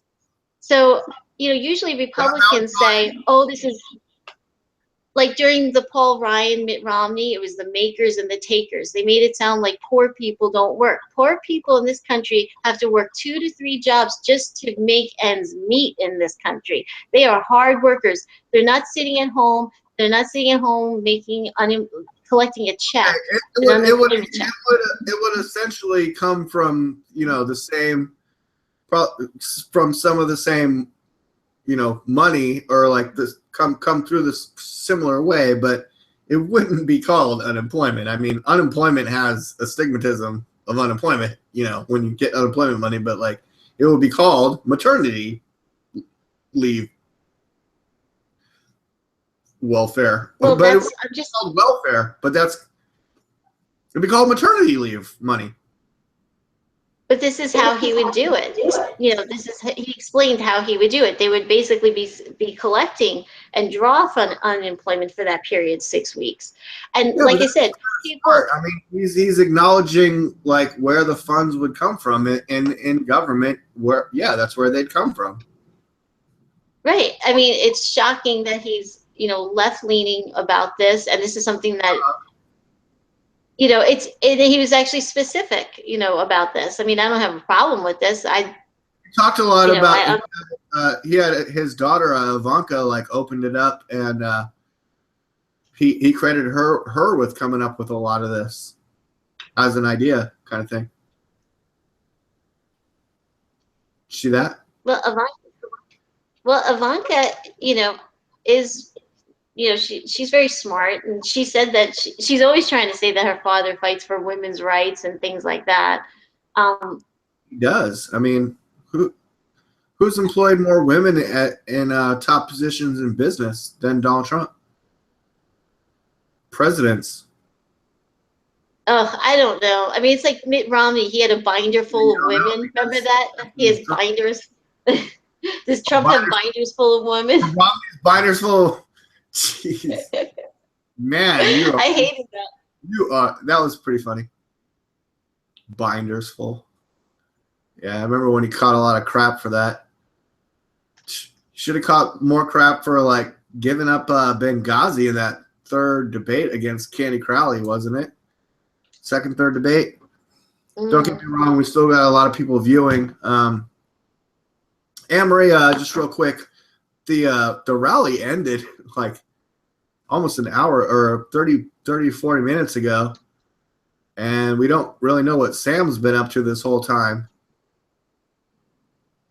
Have you? He's probably been interviewing, getting the best interviews. Any calls or interviews? Can you text Sam right now? You know, can I dictate this to you, Sigourney? And if you could, okay, if you could text Sam, just how's it going? ?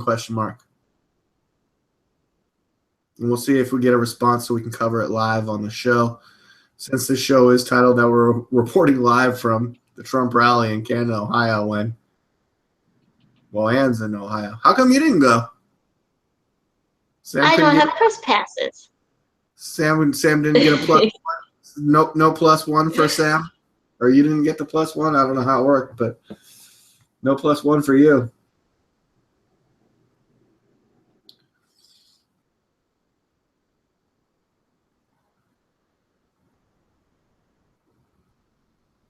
Well, it just turned 9 o'clock Eastern time. And I texted Sam, so we'll see. He's probably busy getting like great interviews. Yeah, the rally's been over for probably about an hour or so. Shit, he said he lives only minutes away from the convention center. Like, why can't he get home? Tell him to click the link to get into the show when he gets home. I hope us doing a show on this channel didn't prevent him from being able to do a show.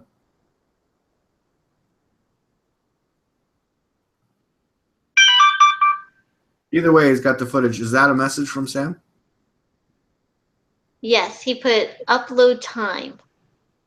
I'm not sure. He just uploaded it, so he's telling you how long it's going to take before it's fully uploaded. What did he say? How long? Oh, okay. Upload there time. Isn't anything more than that. Upload time. Maybe he'll message more. Upload time 30 minutes, 40 minutes. So he obviously got some good shit. Sounds like he's in the process of editing and /uploading.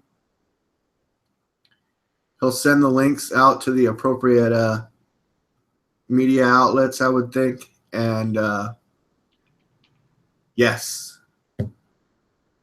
I want to ask him how long, but kind of curious, just question mark, like, go good?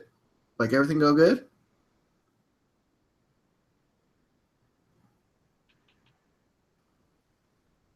Annmarie's so good at being the bridge of communication here with the texting. Suppose I could maybe do it myself, but Annmarie's doing a great job.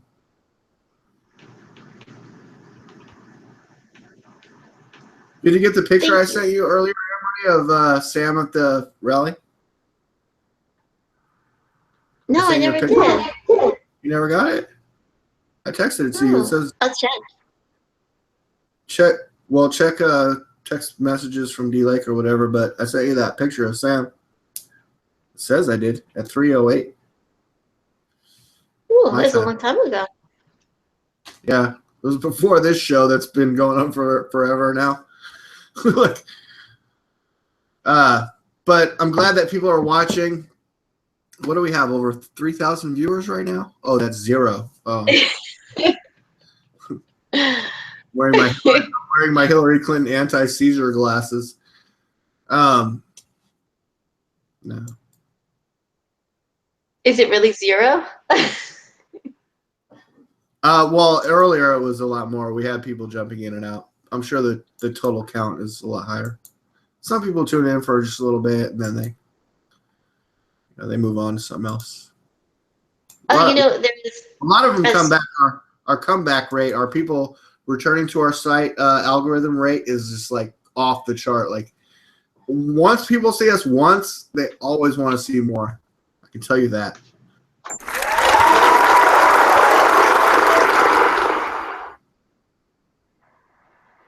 Hopefully fact There was checked a out. story in the news Hopefully fact checked out. about sugar. About sugar? What do you mean? Yeah, they said that Harvard University, it sounds like they were bribed. They were bribed by the sugar industry to say that fat was worse and a worse cause of heart disease. So now people are saying, oh my gosh, like how can we trust any of these studies? Like, you know how they say, oh, this is good, this isn't bad, don't eat this, don't eat that. And it's based on a study at a prestigious university. And this is Harvard. So they said that it was in the 1960s before, you know, all that. Oh gosh, I remember in the 80s, you know, they had the Snackwell cookies. My mom bought boxes of those fat-free Devil's Food Snackwell cookies. Everything was like fat-free, but it was fat-free and high in sugar. And nowadays people are like, oh, wait a second, you know, sugar actually is pretty bad. Like I try to avoid a lot of sugar. I try to use like stevia and this and that. But anyway, in the 80s, like the late 80s and the early 90s, people were saying, don't eat steak, don't eat fat, don't eat, you know, oil, like, you know, like good oil, like we ate like olive oil growing up. But I mean, like, you know, in my household, but they were saying, no, don't eat any fat because the fat is going to give you heart disease. And that was based on these studies that like Harvard. Don't eat any fat and don't eat a lot of fat are like two different things though, right? I mean, you can have a little bit. Well, the sugar industry bribed Harvard and told them, I mean, that's what they did. And Harvard said that fat was the cause of heart disease. So then what happened was we had all these fat-free products in the grocery store and people were buying them thinking that it was healthy. But if it says fat-free, it's usually higher in sugar. And that's why this sugar industry did this, which is horrible because we base, every time there's a news report. And that explains why everyone was so cracked out in the 80s. Yeah, and why people got so heavy and why people got sick. Yeah. People are eating fat-free, you know, Entenmann's cakes, fat-free Snackwell cookies. Eating fat-free and the whole country got fatter is what you're trying to, where you're going? Right, and you're leaner. Yeah, that's. Yeah, I made a joke earlier about Chris Christie going to McDonald's and like, because I worked at McDonald's when I was like 16, but this used to happen. It's like, I'll get a Big Mac, extra large fries, and like an extra large Diet Coke. It's like, lady, big fat lady, like, no, it's called Diet Coke, but that doesn't mean that the more you drink, like, the more weight you lose, okay? It's still Coke. You know what I'm saying? Like, Diet Coke. I hate Diet Coke. Like, any diet drink always just tastes fucking, excuse me, disgusting. You might be a super taster. A super taster are people who like have like. I don't know what that means just yet, but I have a good feeling. But I'll tell you what, I could win the Pepsi versus Coke. Like Pepsi versus Coke, like I went to a fair when I was a kid, and I 100% could tell Pepsi versus Coke. Even to today, if you gave me Pepsi and Coke right now, I could tell you which was which blindfolded. You know what I'm saying? Yes, that's awesome. Because I'm sure they look exactly the same in the glass, but I could take a sip and tell you if it's Coke or Pepsi. Okay. So what about Coke and Mexican Coke? Can you tell the industry? I think I could, because I've drinking a lot of Mexican Coke. I live in San Diego on the border, and I used to drink Mexican Coke in Tecate all the time, and sometimes my 7-Eleven actually has the Mexican Coke in the bottle. Wow. I love Mexican Coke. Hecho en Mexico. I mean, that's one of the benefits of San Diego, I guess. But I'll be right back. A regular Coke versus Mexican Coke or USA made Coke Mexican. Okay, there she goes. There goes Annmarie. She's got to take a little break there. That's fine. I'll cover for her. Yeah, we're talking about sugar. We're talking about, you know, blind taste tests. Yeah. I could blind taste test stuff. I've, you know, it's funny too because I do smoke, but and they're like, oh, that'll kill your taste buds. It probably does. Probably does. I won't lie, but I can still. I'm an artist, so I still have a, you know, like a good palate. Like I like good food. I like Asian food, like Chinese food, Japanese food. I was telling Ann before the show, I like sushi, but not as much as I used to. I used to eat a lot, but Sam, who I wish was here, but who's in Canton, Ohio, he was at the Trump rally. I'm assuming right now he's just interviewing people, or he interviewed a bunch of people in the last hour, and now he's uploading it from what we heard earlier. But after Fukushima, and everyone go look up The Correct Views, Fukushima Update with Sam DiGangi. Watch those videos. That's why I haven't eaten a lot of sushi. I've maybe had it once or twice in the past 3 years, but very minimally. Even when I went to a Japanese restaurant the other night, I got the sesame chicken, and I also got the, I got like a mixed tempura, and it was shrimp, but it was really good. And the sauce and like a potato and a carrot, but like a big giant, like awesome giant, like 2x4 oval carrot, and they put it in the tempura, and like a potato about the same size, and sometimes there's an onion ring type thing, the shrimp obviously with the tempura, and I eat them with these chopsticks. I was telling Ann earlier, she's back, but and I was just describing to people all the different foods that I eat. Oh, cool. I got a message from Sam, and he wants to join the link. Well, can you send him a text message back that says, well, then get your butt in here? Oh, I need to send him the link again? Tell him the link is at his email account. What the hell? I need to send it again? Same link. I just sent him. Okay. Same link as it was. Let's see, compose. Correct views at hotmail.com. Everyone, that's Sam's email. He encourages you to email him there, unless you're sending him spam or some bullcrap that he doesn't want to see. Let's see. It's 9:14. Boop, boop. Let me add the amendum get yo ass. Should I spell it with Z's? Yeah, get your ass in here. In here. In her. In her. With an apostrophe. In her. There we go. Okay, send him the link. We'll see if he gets in here. The hell, there goes Ann again. She's moving all around. It's great. Let me go back to screen share. Boop. Oh, no, not on my email. Sugar. DLAKE for Prez. The Deplorables. Hillary calls Pepe the Frog a racist.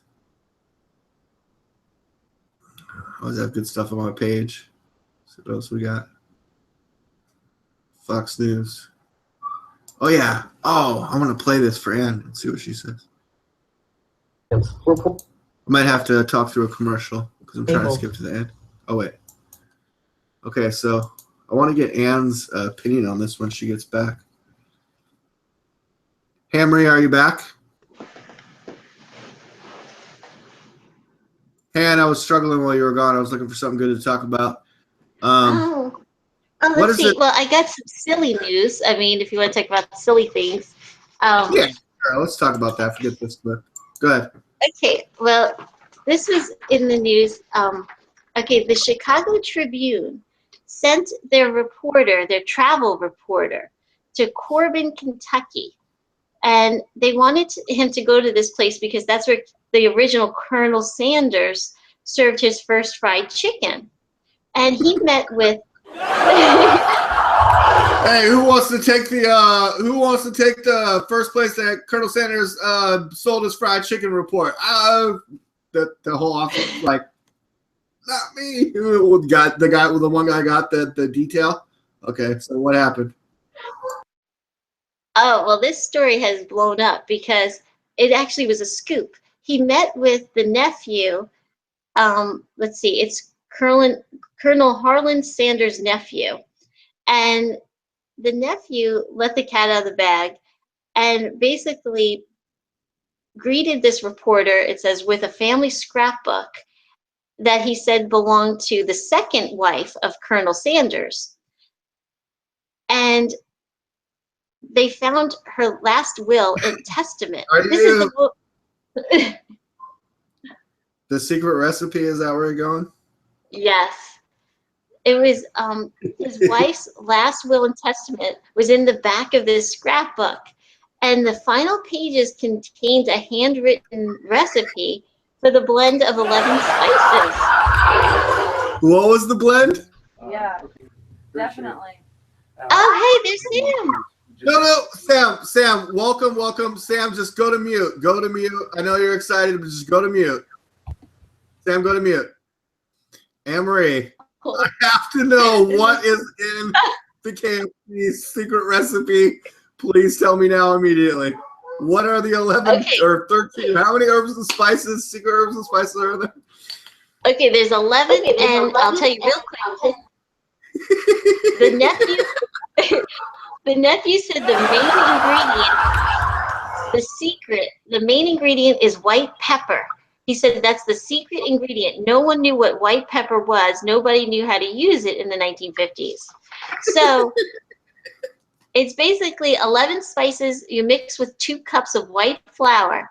You mix salt, thyme, basil, oregano, celery salt, black pepper, dried mustard, paprika, garlic salt, ground ginger, and white pepper. And there's 3 tablespoons of white pepper. So that's what he was talking about. Okay, that's the story. He got the secret recipe. Oh, and then a few days later, the nephew took it back and said, "Oh no, that's not really the recipe. That's not the secret recipe." But it has to be. This has to be it. This has to be the secret recipe. So I can't wait to hear what Sam, how it went at the Trump event. I can't wait.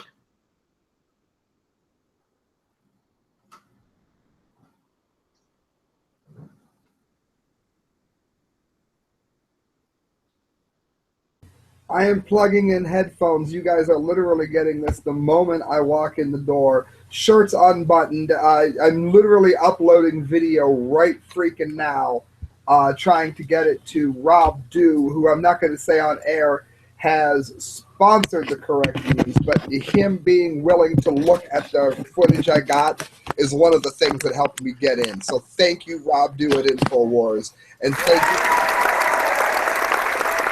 you, Neopa Radio, for loaning us an amazing cam. The video quality is amazing.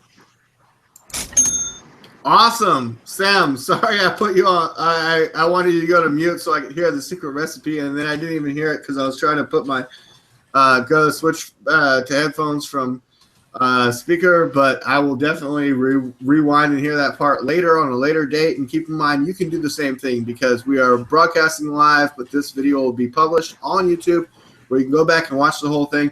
But now we are super excited. This video is titled that the TMS is reporting live from the Trump rally in Canton, Ohio. It didn't really happen the way that we had kind of thought it might, but it sounds like Sam had an amazing experience.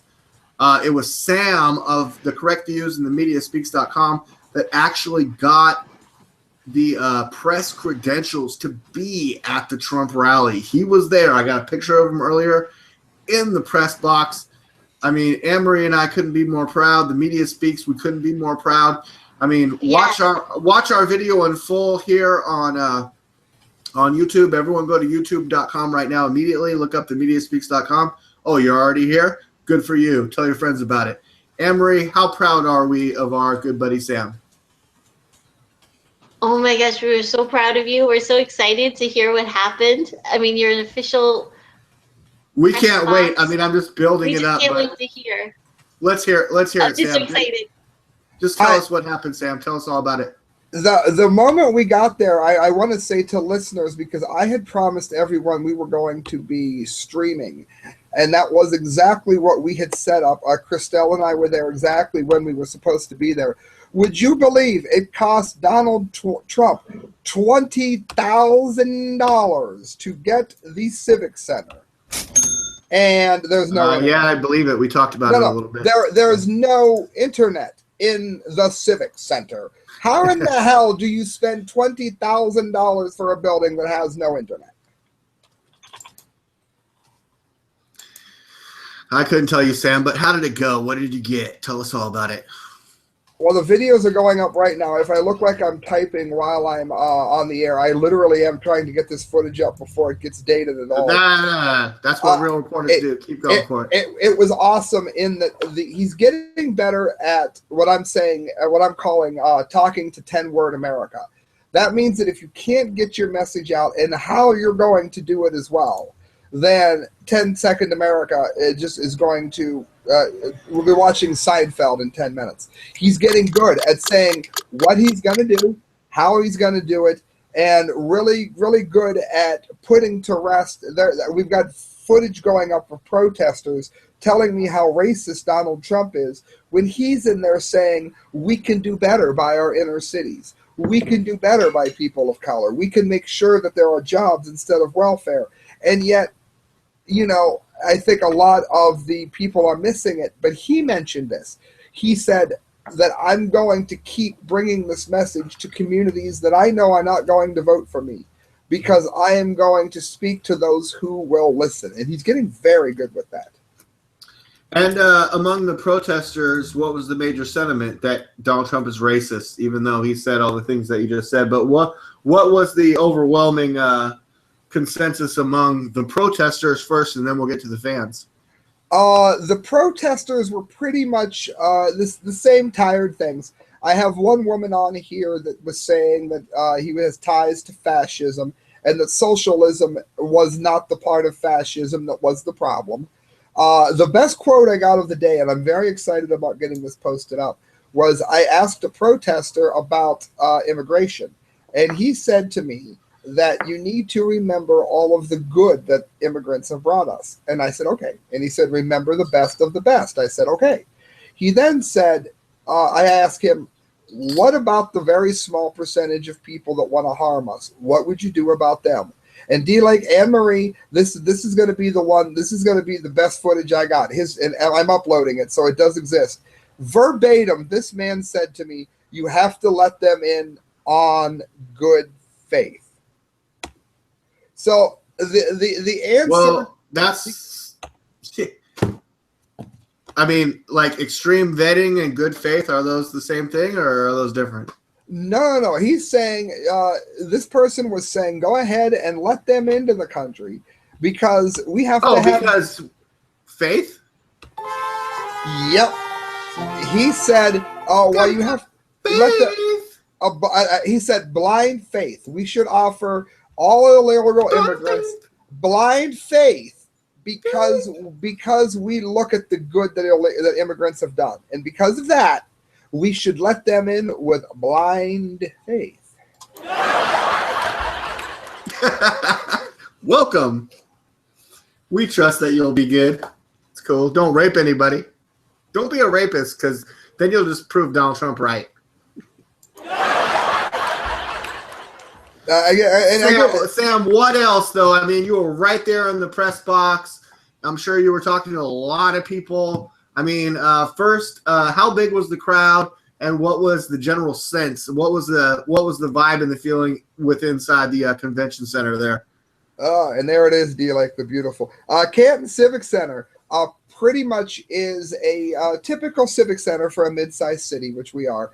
And it's where the farm team for the Cleveland Cavaliers play. And they're called the Canton Chargers. They had just about the entire place full on the floor. They had to put up fences to keep the floor from getting too full. And I mean, the only seats available were the ones way in the back, and that's because the media riser was in front of them. And there's still a lot of people there, even behind the media riser. There, it was literally standing room only for all intents and purposes, unless you wanted to sit where you couldn't see. Was it just you, or did you get a +1? Christelle was there as well, running everything. A lot of people will be Queen behind the scene. That makes sense. She did it. She was there. She was conducting interviews out front. It was something good. All right, behind the scenes Queen, Christelle. Yes, that is her pin there. Was she? Did we just see her? We kind of see her. There she is. You see her. Yeah, there she is. Excellent, excellent. And what else? What else? I mean, come on, give it to us, dude. I'll tell you, what I was most excited about was where he was saying repeatedly about what Hillary Clinton has done. He said he actually wants to see her back on the campaign trail. He has no interest. We watched a little bit. I don't know if Annmarie, did we see that part where he wished her well and she was back on the? I mean, he wants a fair fight, doesn't he, Sam? He wants a fair fight, and he wants to beat around the issues, and the issues are easy here. And I think to bring it back to what you were saying about what was going on in the building itself, he was saying, you know, look at what Hillary Clinton has done with uranium. Look at the way uranium. Look what Iran is doing. He said, running their little boats around our big carriers, and America's hands are tied as we are humiliated on the world stage. Those kinds of things are issues that are going to get him elected. They reverberated very well with this crowd, and you heard a lot of people cheering every time that was up. People were chanting, lock her up, and just exuberant about his ideas. He's not backing down. No, he's not. And Sam, we conducted Annmarie, I don't know how long we've been on, maybe a little over 2 hours or so. Yeah, what do you think? When did we start? Yeah, about that time. And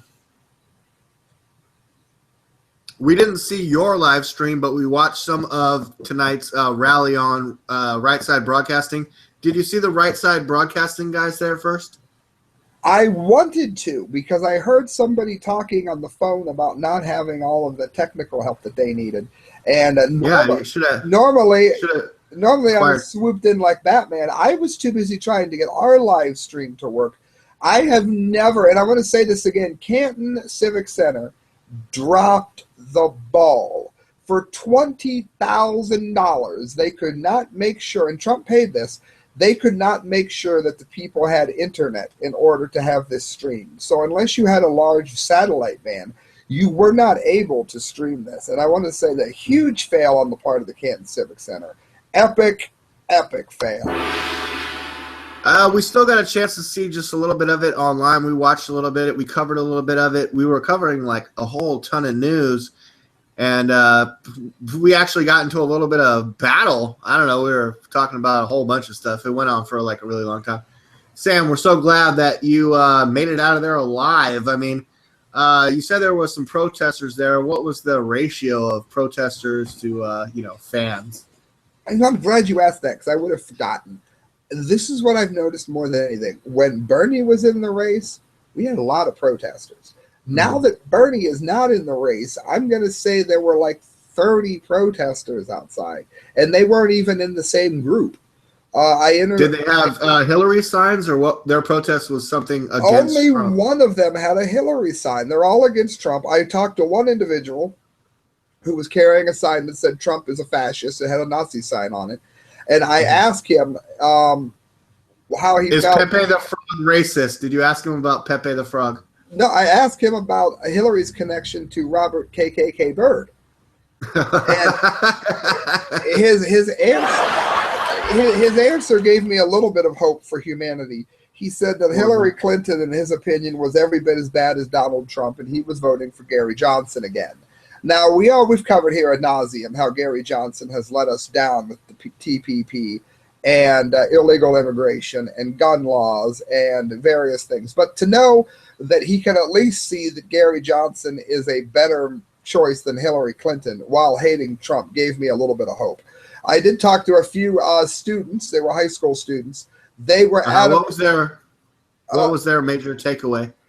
They were African American, and they believed that Trump was racist. And I asked them about how they felt regarding Mexico doing the exact same thing to Guatemala, and they said this is among the protesters. Yes, and they said that Mexico's ideals are not America's ideals. So if Mexico is choosing to do that, they're not in favor of that either. And you said that the protesters seem to be maybe 30 people in disjointed groups and no real Hillary support, just anti-Trump protesters. And but how many fans or how many people were in attendance to hear Trump speak, and how many red hats did you see? A lot. It was like a sea of red hats. I had another camera in case a protest popped off that I would be able to get to it without trying to mess up the what I had on Trump. Mm-hmm. But it ended, again, there were no protesters in the building at all. The protest movement against Trump, friends, it's dying. It's dying quickly. Any protest or opposition? No. What about Keith Olbermann though? He's ready to protest. Annmarie, is Keith Olbermann the one vote? You know what's good for America is Keith Olbermann only has one vote. Feel about that? Keith Olbermann. She's the one that showed me the link. We probably spent 17 minutes making fun of it, everything he said. And what do you think? Oh yeah, Keith Olbermann has a new show on GQ.com, and I think he's going to be on like twice a week. And his first episode just got uploaded like yesterday. Just to think that there'll be more of those is like, I feel like I'm going to be sick, guys. Can Annmarie go ahead? I'm going to take a little pause here. Go ahead. Okay. Yeah, it was his first video is like 176 reasons why you shouldn't vote for Trump, and it's a little bit dry. It's him just going on and on and on about all the things that Trump has said, like some really like offensive things, but he didn't really do it in a funny way. You know how like Bill Maher will do something. I mean, like Bill Maher the other day said in a statement that he'd vote for a dead Hillary over an alive Trump, you know, which is kind of funny. But I mean, like Keith Olbermann, this show is kind of dry. We just got it, delayed laughter. Mm-hmm. But this show is just like a list. It's 17 minutes long. We only watched like what, 5 or 7 minutes or something like that. It's like just 4 to 5 minutes, and I just credited probably 80%. But that was hilarious. No, I would encourage no one to watch that. Like, geez, unless you want to just kill yourself and waste like a shit ton of time when you could be doing better things. But Sam, you're back at the crib, and amazingly your mic sounds great. Why can't it be like that every Sunday? You know what I found the secret is to not use the external mic. I actually using the mic that's in the computer, because there's plus Google Hangouts, when they moved over, they're going through, I think that because now if a feed dies you can put it back up again. I think they have actually increased the bandwidth on Google Hangouts as a whole, is my guess, because everything seems a little crisper.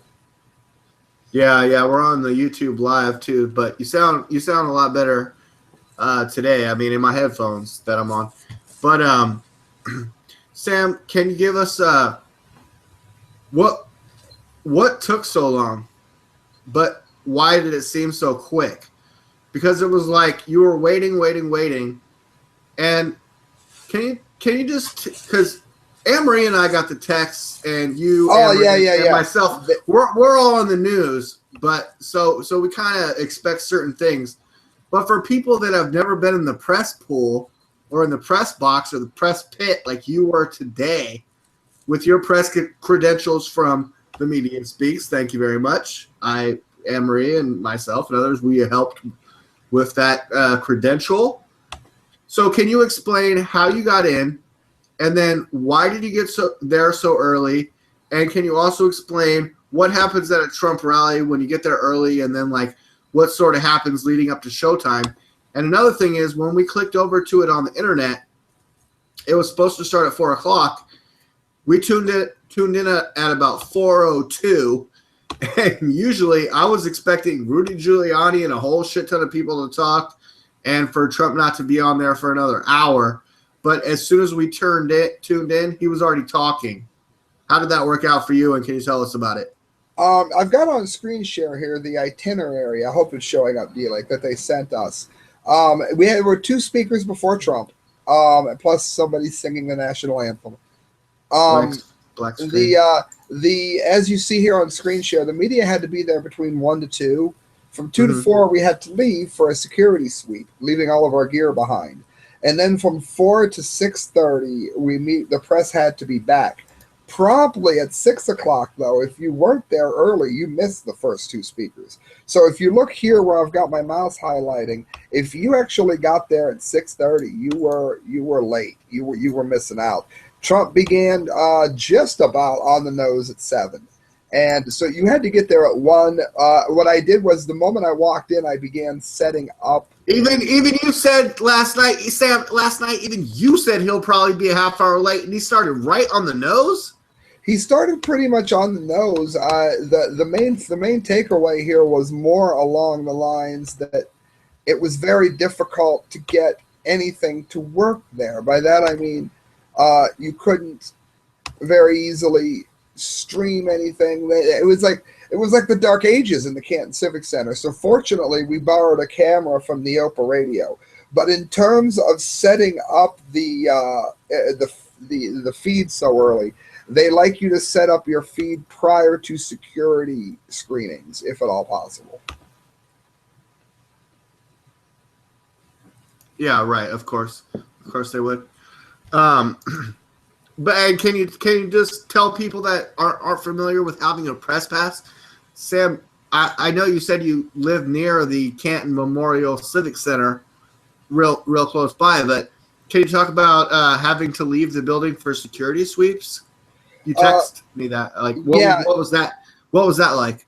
When you get there, like I said on the itinerary I just had up, they let you know that you are going to be leaving the building after you get there. They want you to basically, they don't spell it right out, but they don't want tripods and gear, video, and bags camera being brought in right before Trump gets there. They kind of want the media, for the most part, to bring all of that in, get it set up, and then get out of the building so that the dogs and the police officer and the Secret Service. And Sam, just real quick, when you got back to the Civic Center after having been removed for security, a security sweep, did any Secret Service agent wink at you that he saw the porn on your computer? No, but I mean, if he's into tiny petite women, well, then he's probably really happy with my porn collection. No, that's why he winked. He's like, that's what I'm into. Nothing's better than Secret Service going through my spinner porn. I mean, that'll give you the quivers. They're like, let's check Sam's history. Sam, did you delete your history before leaving your computer in front of Secret Service agents? I don't think it's possible to delete your history in front of Secret Service agents. They're going to find it anyway. Before they got there with their... Unless you're Hillary Clinton. Oh, my God. And Christelle, the queen behind the scene, made it back alive as well, too. She wasn't apprehended or arrested or thrown in jail or anything like that? No, Christelle made it back. She was, we were actually approached by a couple of people. One of them was the Conservative News America, I think, but they're not conservative. They're actually a leftist organization. News Network. Conservative News Network. They interviewed us. CNN? Okay. I think it was CNA, hon. I think it was CNA. CNN, that would be CNN. They're not called CNN. It was They're not called CNN. It was CNA, Conservative News Association. And they were actually... Hey, sorry everyone, CNN's already taken. Yeah, but it was a very powerful speech, and the speakers beforehand, the woman's name escapes me. She was an African American lady who is from Youngstown, Ohio, and she had been on The Apprentice, and she was speaking about what it was like to somebody after 3 seasons to know what it's like to actually know Trump. She's yeah, that was her. A small town girl that actually knows him. Somebody who did come up from nothing and wasn't a high roller, and the way that he treated her, and she gave a very now she's a pastor too. Yes, yeah, I think she is. As a matter of fact, ordained or something like that, right? Yeah. Which was good, and that's another good thing. There were people that were not afraid to say the name Jesus Christ there, and it used to be that you didn't dare say it. I'm happy that Trump says it. Trump was raised Catholic. How did he say it? How did he say it? Was he like Jesus Christ? No, but I'm sure that would come up as well. It was mostly the speakers that mentioned it. I didn't know. Did he say it in shock or disbelief? Jesus Christ! Well, I think it's funny that people keep saying, well, it's easy for you to support Trump because he's the same religion you are. Well, they talked about his Catholic upbringing. This is important, DLAKE. This is important. I've never been Catholic. The man is not the same religion I am. We both believe in Jesus Christ, but beyond that, I mean, I don't believe necessarily that Mary was sinless. I do think she was a virgin. I don't believe in purgatory. There are a number of vast differences between the Catholicism and the Christianity of which I'm a member of. So that can be put to rest. Trump is not the same religion as most America. There are a large number. Sam, real quick. Donald Trump is a Protestant, identifies Presbyterian.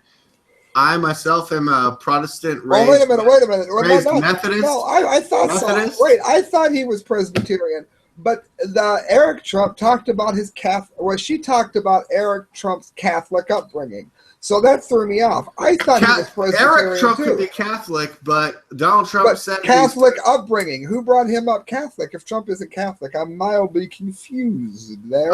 Trump's first wife, Ivanka, Eric's mom. Eric's mom, Ivanka. See, DLAKE with the DLAKE's going to be like DLAKE is going to be a Trump historian. When Trump gets elected, they need to hire David Lake as Trump historian. Hands down. Did you see how quickly he answered that, people? Did you see? Where did the Catholic come from? Bam! DLAKE's like, I got this. All right, so I'm not crazy. Did you see Mark Dice interviewing people in San Diego, asking them how they felt about Donald Trump Jr. and Eric Trump, Donald Trump's kids, big game hunting triceratops? I heard about it. I didn't get and killing pterodactyls. Annmarie, how do you feel about Donald Trump Jr. killing and then posing with a picture after he killed a triceratops? How do you feel about it? A triceratops? I think I saw like a picture of him killing triceratops. Like a bear. He killed a triceratops. What did he really kill? What? But he really killed a bear or something. He really killed an animal, and there was a picture of it. Someone photoshopped a triceratops, a dinosaur that doesn't exist anymore. But all his big game hunting is permitted according to his hunting permit. You know that you have to have those. So now, see, when you get a hunting permit, you're allowed to hunt frogs, just not permit the frog. I have. That's all I got. I'm sorry. I'll be here all week. Or Bugs Bunny. Or Bugs Bunny. If you're hunting rascally rabbits. Now, see, I want to mention something that I bet you that DLAKE and Annmarie did not know. Now that the Media Speaks has gotten media credentials, are you going to apply for a media pass when he comes to San Diego next time, DLAKE? Well, yes, and last time he was here, it was at the gigantic convention center. I've actually talked about this before, especially when 2 weeks ago the media kept saying predominantly white audiences. 80% of America is kind of predominantly white, so to speak. But when it comes to San Diego, the melting pot of ethnicity is off the chart. Same with Atlanta and a bunch of other places that he's been.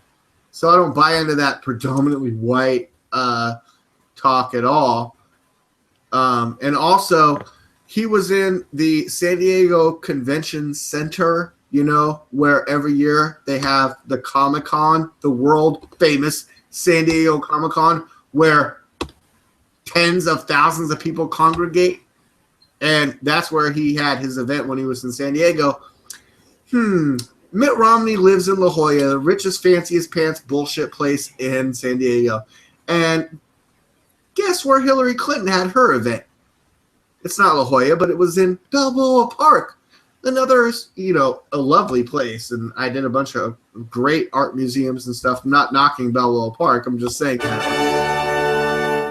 She was in the elite fancy pants restaurant, a restaurant at Balboa Park, a fancy place that seats about 300. Trump was at the San Diego Convention Center where they have the San Diego Comic-Con that seats about 20,000. So, I mean, I don't know how he can go to these places. Sam, did you answer this already? How many people do you think were there tonight? I really don't know how many the Civic Center holds, but I'm going to look it up because it was the reason it was hard to judge how many. I mean, just looking around, I know. Well, like, I mean, it was filled to capacity, right? I mean, it was over capacity, and I'll tell you why. This is why it's hard to. You can't just go by how many people it sits, because there was a lot of standing room. There was so much standing room.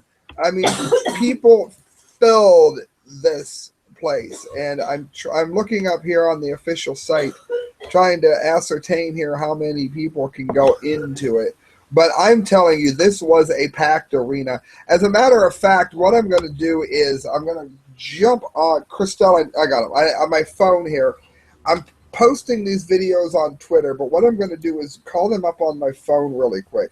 Those of you that do want more about this, hey Sam, you can go to my Twitter account when I get these up. But I got some pictures here of just how busy this was. Yes, D-Lake. For other people that might be interested in doing something awesome like you did today, I mean, I'm at Donald J. Trump events, and then I see media request. I clicked on that, and then that's the one. That's what's it right there. So is that how you got there? For other people that might want to do something like what you did, is that how you got there? That is how I got there.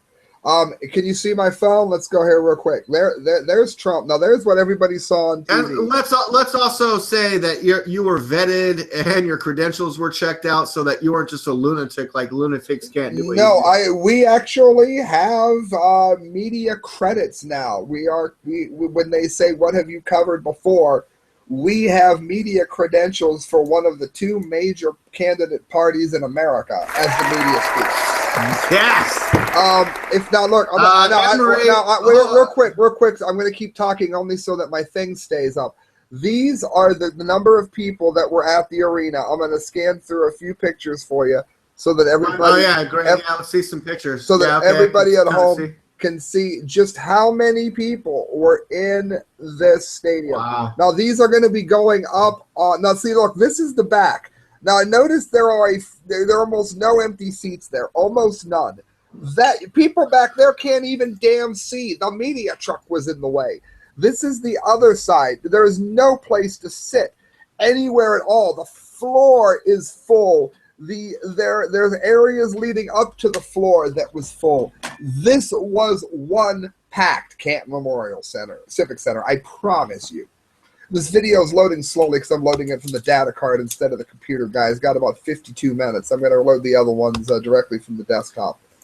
Yeah, no, that was another question I was going to ask you, Sam. How many videos are you uploading, and what does the timeline look like? We want to see these. Oh yes, everyone does. The one I'm posting up first is Donald Trump's speech.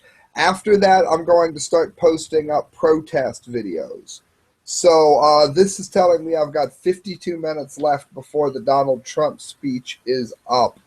And then after that, I'm going to be yanking more videos off of here to get them up quickly as well. The other ones will load quicker because they're small. Of course, the Donald Trump is one massive long speech. Yeah, of course. So try, this is try going to take the longest.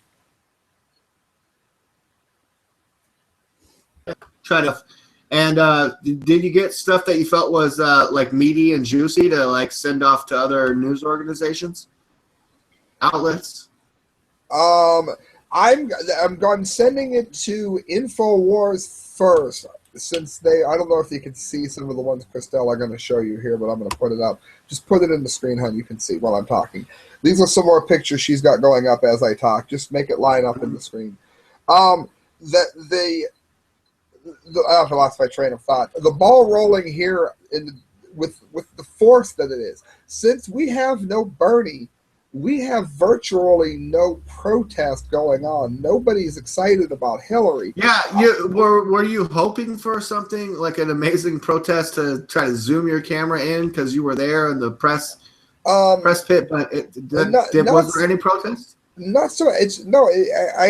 One of the reasons it's worrying me is I'm happy on one hand that America has woken up to the degree where they're not looking at Hillary Clinton as this wonderful candidate. However, it bothers me greatly to no end that we are dealing with a generation that loves socialism. And now that they don't have their socialism, they're not out there protesting anymore. And yeah, that's going to help Trump. That makes you and I very, very happy. However, the bigger problem here is 4 years from now, there's going to be an even greater rush towards socialism. And I'm kind of being the one here to warn about the problem ahead of time.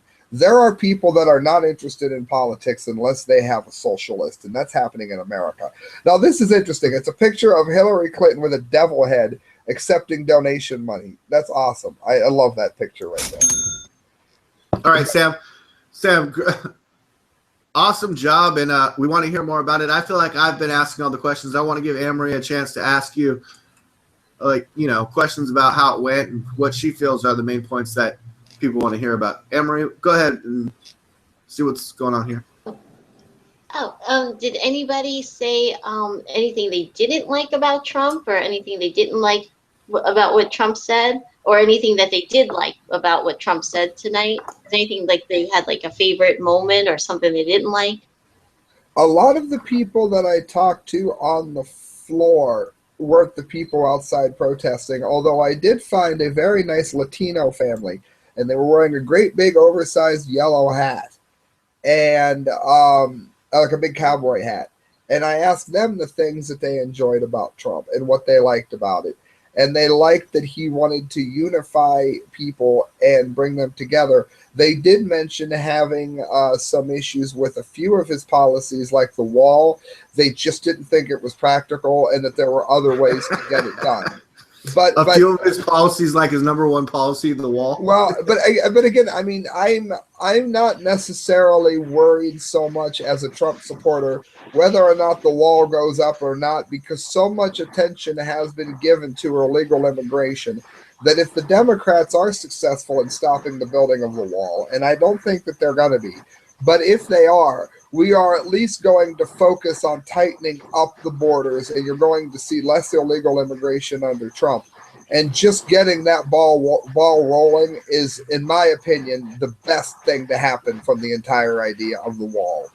Do I want the wall? Yes. For me, is it a hill to die on? No. The wall brought the conversation about the need for the wall up, and that's what matters. And who's going to pay for the wall? Mexico. Yes, he did that, and when the people answer back, it was deafening. I wouldn't be surprised if the video completely distorted. 50%, 47 minutes, friends. I know Annmarie had to have some more. Annmarie, keep going. Oh, was there anything that Trump said tonight that would change your mind about him? Probably not, I'm guessing, but was there anything? One of the things that have continued to bother me about Trump, and he actually didn't say it tonight too much, was the way he reacted to Snowden, who I think is a hero, and the way he reacted to the Apple phone issue of saying, well, we can take people's data for the good of the country. That's a slippery slope that even if Trump doesn't abuse it, other administrations will once he invokes it. So I do have a problem with that aspect of what he's doing. Happily, that wasn't what he mentioned. So he did mention being tough on drugs. That to me is a problem because I think that legalization is the answer. That doesn't mean encourage it. But again, let's remember Ron Paul's favorite question. If heroin was legal tomorrow, would you use it? I don't think that locking people up is the answer. Maybe once or twice. Annmarie, so those are two issues where I would differentiate from Trump. I separate from him at that point. Sam, did you know that according to Colin Powell, that Bill is still dicking bimbos at his home?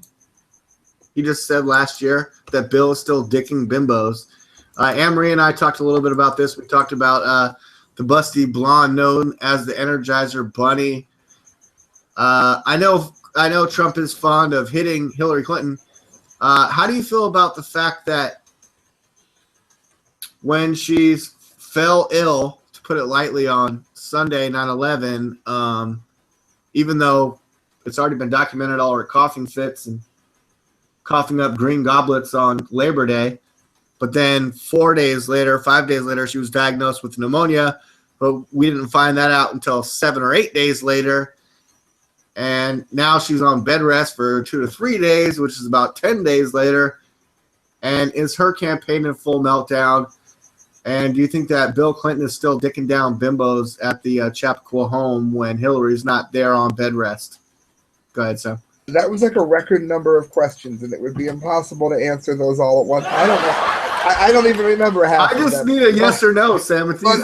I would not be surprised if said dicking was still happening from Bill Clinton.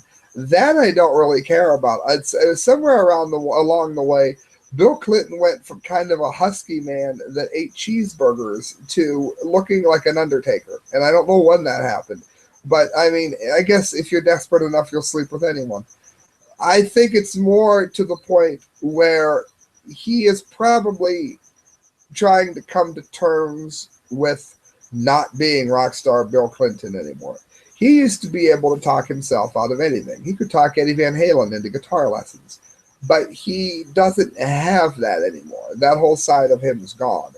And when he comes out there like Tarzan to rescue Jane Clinton, it just doesn't happen. People aren't reacting to him like they used to.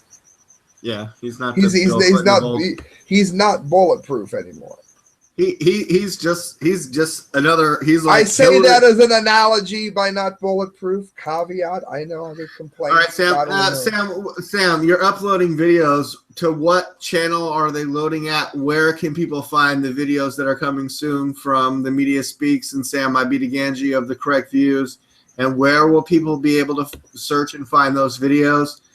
And also, how much longer do we have to wait? Come on, we want these. I'm loading them on the Correct Views, and then I am moving and loading them onto the Media Speaks as well. I put them on the Correct Views because a few people like Neopa Radio helped me greatly, and they're going to have permission to get these feeds. I needed to make sure they knew where they could get them at because they loaned me the camera. I couldn't have done it without them. Also, awesome. Go ahead there, and just take another minute for a shout out. That sounds awesome, and we at the Media Speaks appreciate those guys. So go ahead and give them an extra shout out. Sam, go ahead. Yes, they definitely get an extra shout out. Neopa Radio, Neopa Radio, Neopa Radio. It's in Canton, Ohio. It's a new radio station that's coming about. There have been so many hurdles to the station becoming a reality. And it did. I called them on less than a day's notice to borrow a camera. And as you can see, I've been on here yakking for a long freaking time. And this thing is still uploading. That's what kind of a nice camera he loaned me. So Steve and Neopa Radio friends, tune in, send them mail, thank them. Also, thank InfoWars, because just because they agreed to look at my footage, I want to clarify, at no point did I ever work for InfoWars. That didn't happen. but I offered them on a freelance basis my material, and they said that they were interested in looking at it. That's the kind of help where you can say, hey, I'm submitting this to the Media Speaks, I'm submitting this to InfoWars, and people help you. So, I mean, thank you to Rob Dew as well. Very awesome person at InfoWars. Right, and Sam, I mean, Annmarie and I were discussing, and we kind of got into it a little bit more, even while we were on the show. I mean, we discussed it briefly, but we were saying that, like, the real focus should be on, like, interviews, getting people's exit polling. That's kind of what I've been hearing personally that InfoWars is looking for. You had a great opportunity, and I think that you're going to come through. And if we see any of Sam's footage from tonight on InfoWars this week, I wouldn't be surprised, because it sounds like he's got some good stuff. And it sounds like the HD is loading. It might still take a little while, but Sam, I'm really excited, really proud of you, dude. Yeah, thank you so much. Thank you. Once Trump is up, the other ones are going to load much quicker. I'm loading the speakers behind it and then the protesters. I really believe it's the protesters that InfoWars are going to want, because some of them are interesting. Yeah, I didn't catch, who did you say, you're talking about the speakers, that people that were speaking on stage before Trump. Who was that? I could not remember her name, but you knew it, actually, being the Trump historian. The very nice African-American lady who was on 3 seasons of The Apprentice. Yeah, Omarosa. I said yes, that. Yes, it was her. And they had a veteran speak, and I wasn't sure what his name was, because when they first came out on stage, we had to, and copyright laws in this country need changed, and here's why. It's like a frantic run to censor the music from the speaker. Like the Trump rally, as soon as it loads, I have to go in and try to find some way to cut the beginning of it off, or we're going to get flagged on our channel for copyrighting music. Yeah, you got to mute it, and like Right Side Broadcasting usually puts they like created a little bit of like a song that they. Yeah, I don't know how to mute it on a YouTube server, but I'm gonna have to figure it out. Like I know their song that they play. So do I. We were singing it today. You know what I'm talking about, right? We were the guitar. Yep, we were singing it today. I'm like, you know that song. You know what I'm talking about. We were singing it today, my friend. Yeah, that's awesome, dude. Man, I guess I'm kind of stalling here near the end, waiting for Annmarie to get back here. Hey, but Sam, what other tidbits can get us whet our appetite for what we might see tonight? And like, was there anything? No, here's a better question.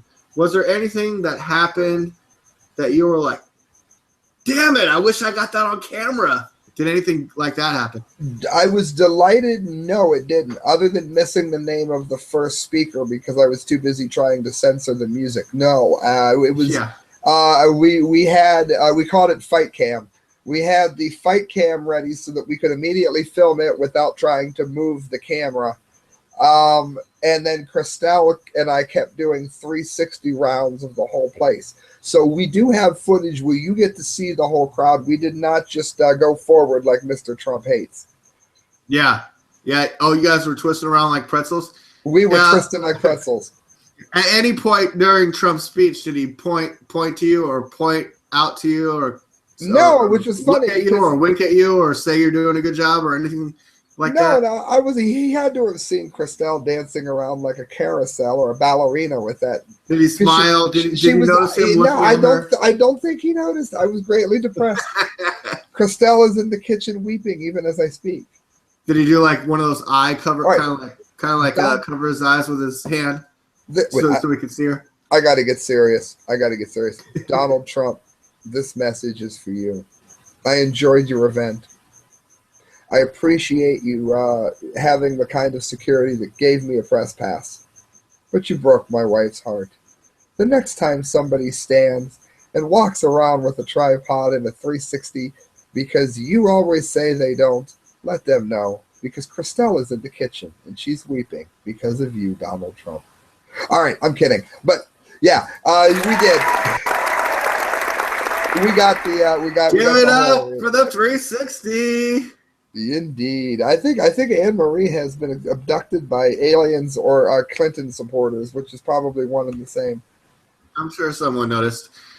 Sam, we talked a little bit earlier about how we covered Hillary Clinton's stumble, fall, dizziness, passing out, fainting. Someone commented on our page that faint, like wasn't the right word. Epileptic seizure, if you want to call it that, or Parkinson's disease. We don't really know what it is. Oh, no, we do. It's called pneumonia. Sam. My problem is why didn't she just say she had pneumonia earlier instead of lying? On Friday, maybe? That's why I don't believe it. Like everyone said, what's wrong with Hillary? What's wrong? All she would have had to have said, the truth would have been easier. Hey, you know what? Everyone says I'm dying.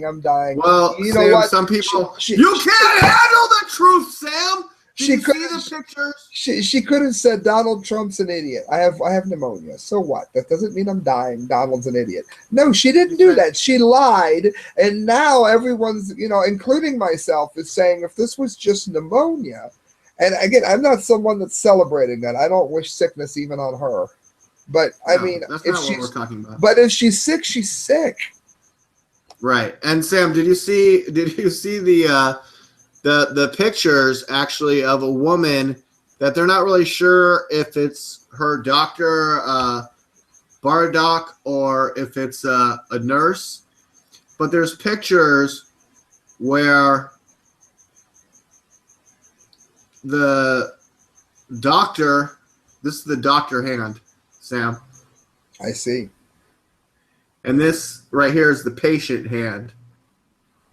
And the doctor hand asks the patient to put their hand into the doctor hand who makes a fist. And this is in pictures from the 9/11 rally. And the doctor asked the patient to try to pull her hand out of the doctor's hand. You see how I'm trying to pull this hand out of the other hand? To test my brain motor capacity. He did it. So why would they do that in public? They're doing a neurological test, and in another picture, the doctor's test is checking her the pulse on her wrist. I mean, that's just what the pictures look like. I mean, who knows? She might have been like, "Oh, I love you," and they do that like, but it looked more like, "Hey, let me test your hand strength according to your brain capacity." So they were doing neurological tests right before what we saw in that video on Sunday, where she got all wobbly, her head started like bobbling, and then she was drugged into the van. As you could see, her whole foot go limp. And Annmarie, it looks like you just got back, and we're so happy because we were afraid you might have been abducted by aliens, but or Hillary supporters. Or Hillary supporters, which could be the same thing. But I was just talking about the whole passing out thing and whatever you want to call it that happened on Sunday, a medical episode, and then tying it to like previous episodes and stuff of Hillary's health. Oh, you're talking about what happened 9/11 with that scary thing? Yeah, no, but I was talking about the part where there seems to be pictures of the doctor or nurse doing that the hand thing that we talked about earlier, the neurological test thing.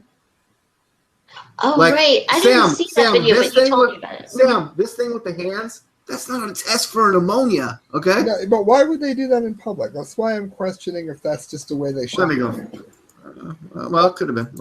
I've seen the test done because my ex got migraines, and they test you for a number of things when rolling in migraines, I should say. And I remember her having to go through that test. Let me see if Hillary neurological spelled wrong test 9/11 brings up any results. Oh, it does. Thank you, Google. You're blocking all searches. But yes, I was very excited about you and Annmarie hosting the stream, and then my dreams got smashed like nuts on an elephant's foot. My nuts, I might add. Oh. No, Sam, we were rooting for you though at the same time, so it's okay. Well, I was thrilled. Oh, yeah. I was thrilled that we had the Neopa camera, and I just told Christelle, whatever we do, don't let. And here's a funny story. There was some this guy looked like a fat Bernie Sanders. After the entire media is there, this horse's ass comes up with a Canon that's got like a 3-foot freaking lens on it, and he keeps sticking his lens in our camera feed. And I'm like, you're gonna have to move. So he moves over in front of another guy. Keep in mind, we've been there for hours. This guy comes out of nowhere like a ghost. We're like, what the hell are you doing here?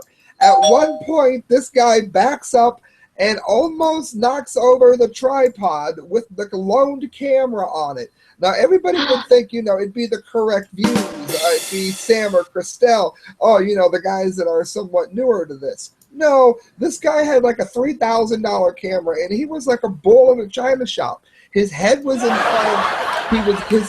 in front of Fox 19 News. His damn lens was in front of me. Hello! Excuse me. Pardon me. Excuse me. He was like a bull on ice skates. I've never seen anything like it. I don't know who he was with, but my God, he was just. Everybody was, as soon as he walked up, everybody was like, "Oh no." And I don't know how you did that, because I don't think you're allowed to show up at the media event all freaking late like that, but he somehow did.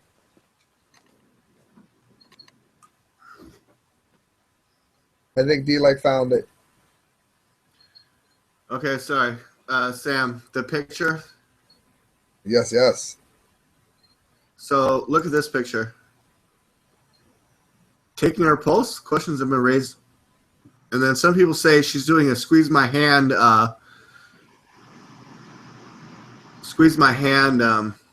neurological test where she like tells her to squeeze her hand and try to pull it out. No, that looks some people are saying that looks like liberal. Is this the doctor and nurse? That looks like liberal. Oh, that's a person with her.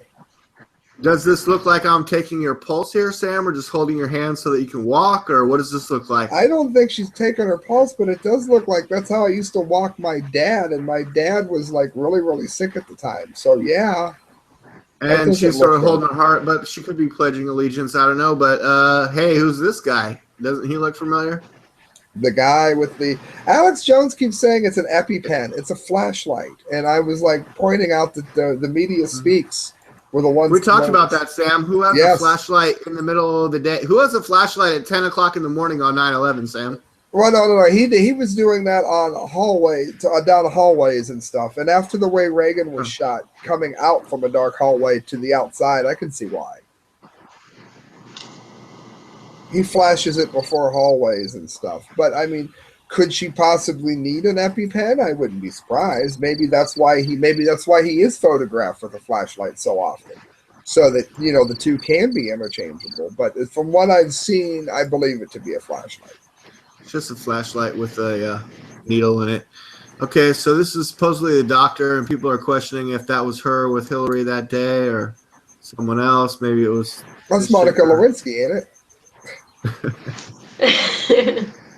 Is that Monica right there with her? I don't know. Her head's turned. I can't really see. Hey, Bill Clinton should recognize her. It's the back of her head. Oh, my. Oh. There's just like a little brief picture. Also, oh, no, I'm sorry. There's somebody. Anyone else wearing sunglasses in this picture besides Hillary? This guy. Who? Just this guy. No one else is wearing sunglasses. Now, see, look. If you look there, they always talk about how They always talk about how unbelievably white Donald Trump events are. Well, whenever it's not staged, yes, there are a couple, but I see a majority of white people. Black guy, Asian guy, this guy, that guy. Oh, is that Jeb Bush? What was he doing there? But the only other person. Oh no, there's another. Hey, look at this guy right here. You can just see the side of his face. Look at those glasses. Was that me? I was there. All right. So I mean, I'm so tired of this. His crowd is white. His crowd is white. I talked about that earlier too. For like, it wasn't this week, but it was like a week or two ago. They kept saying His crowds are predominantly white. Predominantly white. He's speaking his African American message to predominantly white. And then it wasn't until Donald Trump has been a racist white motherfucking white supremacist until he finally went to that church in Detroit last week, 2 weeks ago. No, he's been doing that for fucking the past 30 years. Okay, here's the beginning of her stumble. Hey, Sam, you see this post right here? Let me go back to the screen. Yes. Yeah, I've seen this. Yes. You seen that? You see the post right here holding up Hillary? Yeah, that's her. That's her number one supporter. Oh, gotcha. Very nice. Very nice. I stole the joke, but yeah, it's a good one. All right, Sam. Where can people find your videos coming out soon? We're reaching the end of the show. Annmarie, did you have any more questions for Sam about his day? Because it's historic. We need to capture this. I just can't wait to see the videos. I can't wait. We are 26 minutes away from it showing up at youtube.com/thecorrectviews. Behind that, we have the Canton speakers at the Canton Trump event. Those are going to be going up. And then right behind that, that's what I think is going to get a lot of hits, is going to be the protesters. Because some of them, while polite, had this condescending, I'm so much better than you attitude. So I thought that was important. So yes, friends, please, by all means, and if you want to help me do these kinds of things, you can donate a PayPal at thecorrectviews@hotmail.com. That I now have it hooked to PayPal. You can donate. If you like the video, I don't know, give me $1. I don't care. Anything you give to the show goes towards a better show. Hopefully I won't have to borrow my next camera. All right. Well, it sounds like your mic is doing a lot better tonight. Try to do that next Sunday. No, what's funny is I'm not using a mic. I usually use a mic and you can't hear me. I did it real quick just to get on air, and it sounds great. So there you go. Yeah, sounds a lot better. Let's do it that way.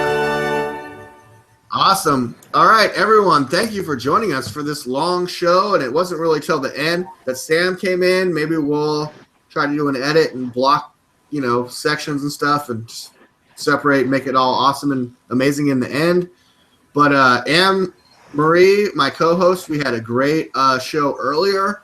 Then we welcomed Sam to hear about all the things that happened at the Canton, Ohio rally with Donald Trump. And it sounds amazing, and we're all looking forward to probably within the next half hour, you can all go check out the link. So go to The Correct Views on YouTube, go to The Media Speaks on YouTube, go to David Lake on YouTube, and go to all the best news sources on YouTube called The Media Speaks. Annmarie, how did you feel about today's show in summation?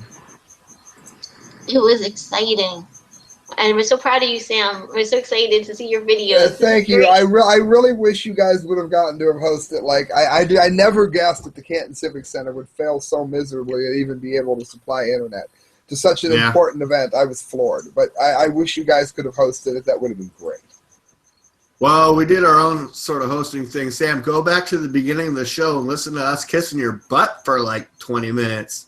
No, I'll have to put it on repeat. All right, guys, I'm gonna jump off here. I better delete it before Sam makes a loop. What do you think? What do you think, Sam? In closing, I can't wait to hear it. As soon as I'm not going to be able to now, though, I got to go through the rest of these videos and start deleting audio tracks so we don't get flagged on the site. So I'm jumping off, friends. Thank you. And pour juice on your chin.